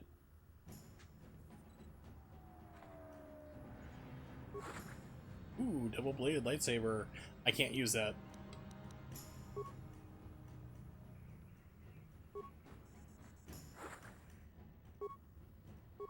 Well, maybe those bloody Vulkars will think twice next time before trying to keep a Jedi prisoner. And as for you, if you think you can collect me as a prize... Wait, I don't believe this. You're one of the soldiers with the Republic fleet, aren't you? Yes, I'm sure of it. Funny thing is, she knows exactly who I am in the story. She knows all about my past, everything. Never had that one swoop race. You're my prize. I own you now. You must have banked a turn too sharply, because it sounds like all the blood has rushed from your somewhere brain. else. I am Bastila Shan, a member of the Jedi Order and a fleet commander for the Republic. Nobody owns me. Now, we don't have time for joking around. What are you doing here? Doing swoop race is the only way I can save you. Save me? Is that what you were trying to accomplish by riding in that swoop race? Well, as far as rescues go, this is a pretty poor example. In case you hadn't noticed, I managed to free myself from that neural restraint collar without your help. In fact, it's more accurate to say that I saved you. Brejik and his Vulkars would have left you for dead if I hadn't stepped into that fight. You're lucky I was here to get you out of this mess. Arthur's waiting for us. Karth Onasi is alive. Finally, some good news. Karth is one of the Republic's best soldiers. He's proved himself a hero a dozen times over. And he sent you here to save me. Maybe I misjudged you. Karth wouldn't have sent you if he wasn't confident in your abilities. Forgive me. Despite my Jedi training, I still tend to act a bit rashly sometimes.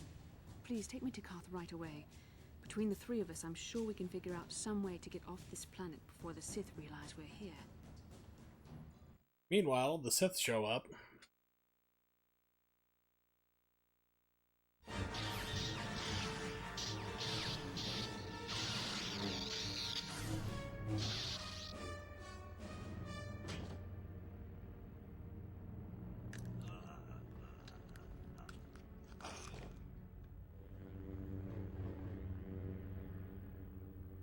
You cannot win, Revan.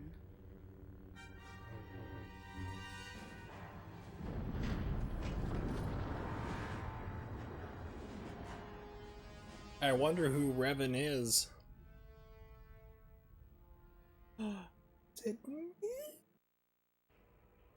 Bastila, you're alive! It Finally, is. things are looking up. Now we just need to figure out a way to get off this planet. You mean you don't have a plan to get off Taurus yet? What have you been doing all this time? Getting sick of your attitude, Bastila. My attitude. It strikes me that you are the one in sore need of an attitude adjustment. I happen to be in charge of this mission, if you'll recall. I know you're new at this, Bastila, but a leader doesn't berate her troops just because things aren't going as planned. Don't let your ego get in the way of the real issues here. That hardly strikes me as an appropriate way of addressing your commander, Karth. I am a member of the Jedi Order, and this is my mission. Don't forget that. My battle meditation ability has helped the Republic many times in this war, and it will serve us well here, I'm sure. Your talents might win us a few battles, but that doesn't make you a good leader. A good leader would at least listen to the advice of those who have seen more combat than she ever will. Arthur, you can't talk to your commanding officer like that. You know, I had my doubts about this mission, but I figured the Jedi Council wouldn't put you in charge if you weren't prepared. Here you are, acting like a spoiled child. I see. It's true that I don't have much military experience. Perhaps I should not be so quick to judge. Very well, Karth. What do you suggest we do? First off, we can't get hung up on who's in charge. We all need to work together if we want to get off this rock. The answer is out there, we just have to find it. Well said, Karth. And the sooner we start looking, the better. I've already been a prisoner of the Vulkars, and I don't plan on being captured by the Sith. On our way off this planet. I think we'll need some help getting off Terrace. Maybe if we ask around, one of the locals can help us out. We should probably start by asking around in the cantinas. Is something wrong? You seem as if... Happened when we met like a vision. A vision? A vision of what? Fighting a dark Jedi. Revan, I guess. This is a bit strange. She knows I was Revan. That's the entire thing that pisses me off about this story. They didn't quite write it right. She knows who you are. She wipes your memory. That with the Jedi, they're like, hey, listen, you know, you screwed up before in the past, you're a Jedi who fell, we're gonna make it seem like you're nobody, but your memory starts surfacing back up again. So she did this to you. She wiped your memory. She knows full well who you are. And she's like, oh, who's Darth Revan? How could you remember this? It's like, bitch, you did this to me. There's Terrace Cassidy's next. I might do that. I've been thinking about streaming like bad games.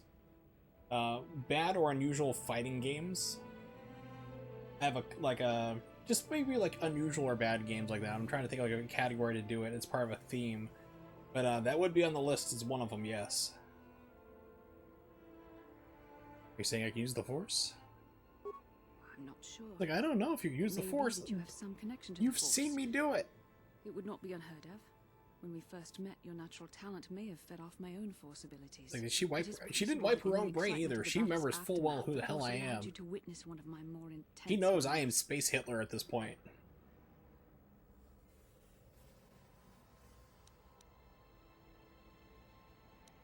First time I had a vision. With her, I need to be a little bit nicer.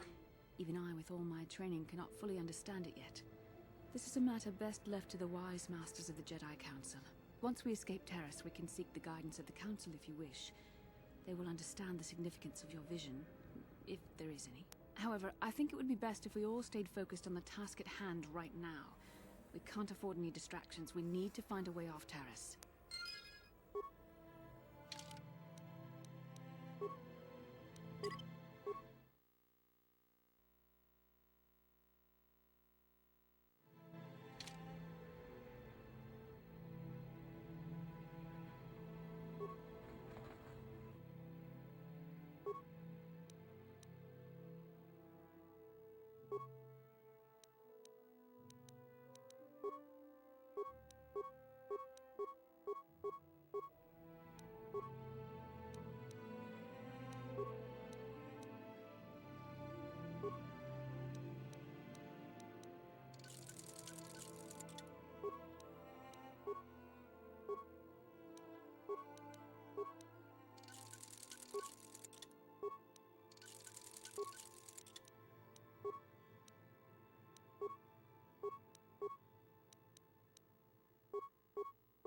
Yeah, because I don't think I can equip anything. I don't think I can do a lightsaber right now until I become a Jedi. Yeah, it's locked out. But if I do, I have the ability to use this one. So it's what really sucks about this game is like the first 6 to 7 hours, you're just like stuck on this planet. It's like, I just want to become a Jedi, because that's when the game really opens wide up. I mean, you have your first Dantooine to go through and clear that planet, then you have 4 other ones to explore after that. Jedi powers, and the game becomes absurdly fun, even more fun than it is now. It may seem kind of slow to watch this, but I'm actually having a blast playing it. This game really is involving. I mean, I haven't played this in about 15 years, so I'm having a lot of fun replaying it, being a total jerk. How can I help? I would like to know what happened after you crashed on Taurus. I'm curious as to what you and Karth were doing before we all joined forces. And for you? Yes, I realize that, of course. But surely there was more to it than a simple search. I doubt there were flashing signs pointing you in my direction, yet somehow you found me. You also avoided detection by the Sith, discovered I was a Vulca prisoner, gained sponsorship for the race, and became the Taurus Swoop champion. That's quite a resume.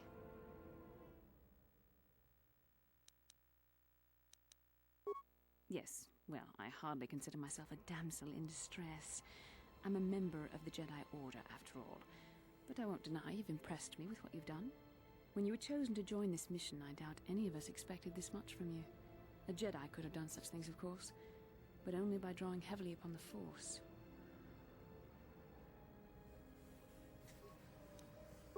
Perhaps, but the Force works through all of us to some degree or another. There are some individuals outside the Jedi Order that we consider Force-sensitive.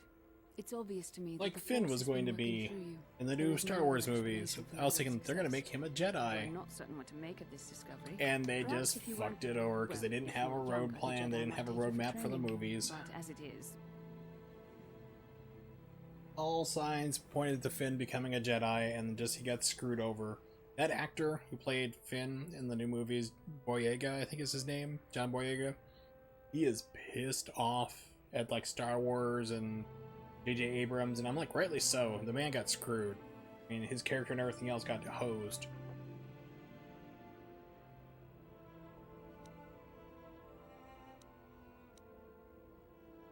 Say, I'm sorry. I've overstepped my authority. I'm speaking of things that are best left to the Jedi Council.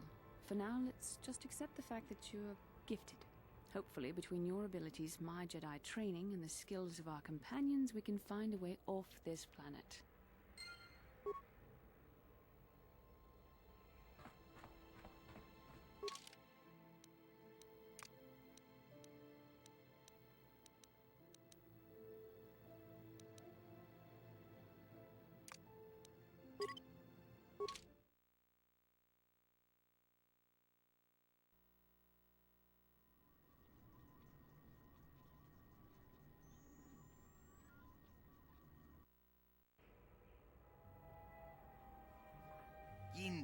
yes, on the one who runs Luke raised. Yes, that's fine. What do you want? I run, I work for the man who hired me. Andros. Message. Learns are known for many things. Patience not. I'm here.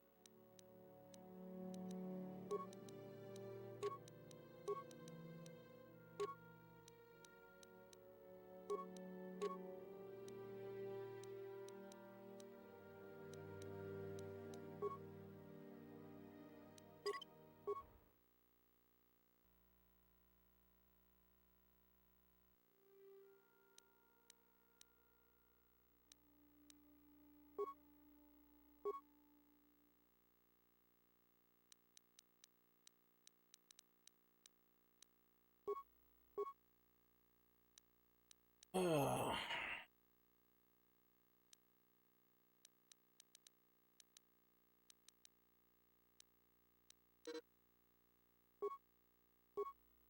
Using force power requires force points. Whether you strain the dark side, more expensive light side powers become, vice versa, yes.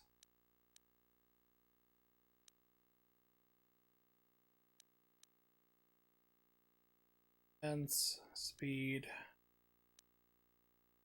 valor.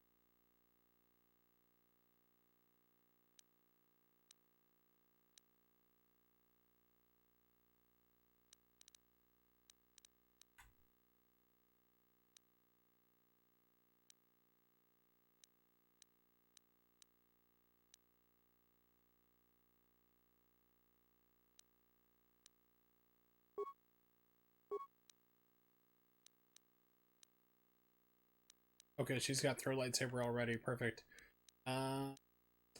Jock is pretty good to have.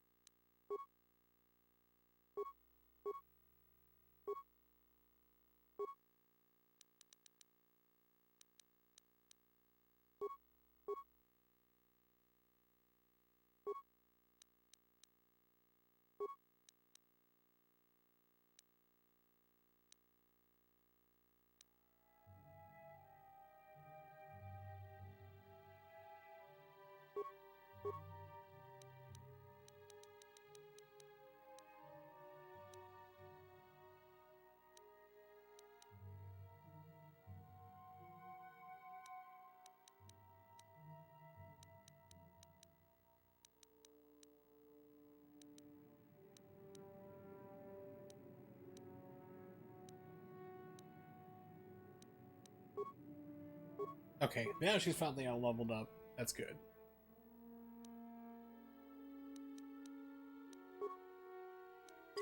I'm making my way to the cantina so that way I don't forget where I'm going next time when I play this. I'm here. Yes?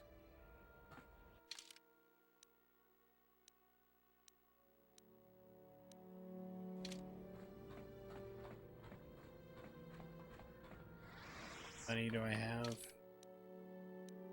1,300. Hold on to that.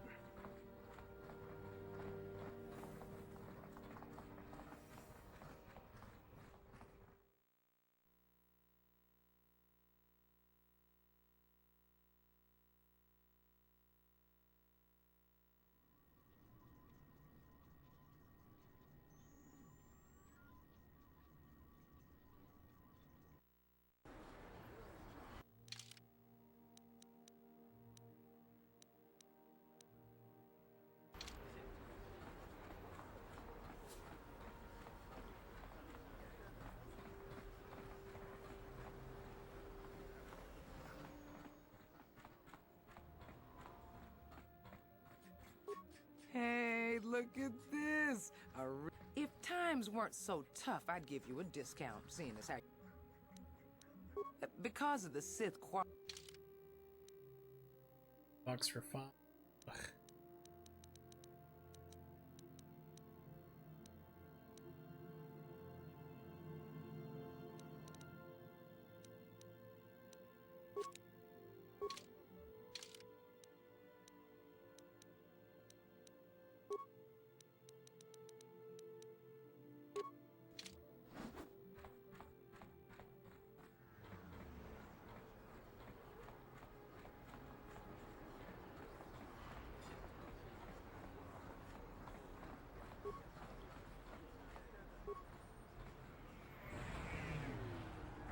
Alright, so we're going to save here, and we're going to end it in just a moment for the stream.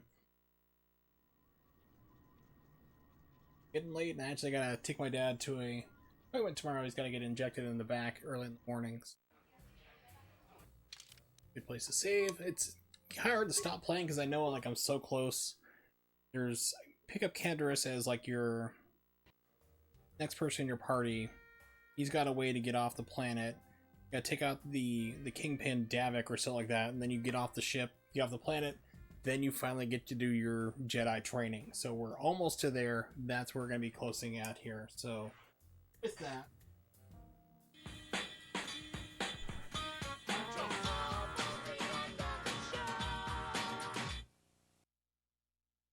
thank you so much for hanging out, everybody. I do appreciate it. Shoutouts to Nimix, Ronnie, Hollis,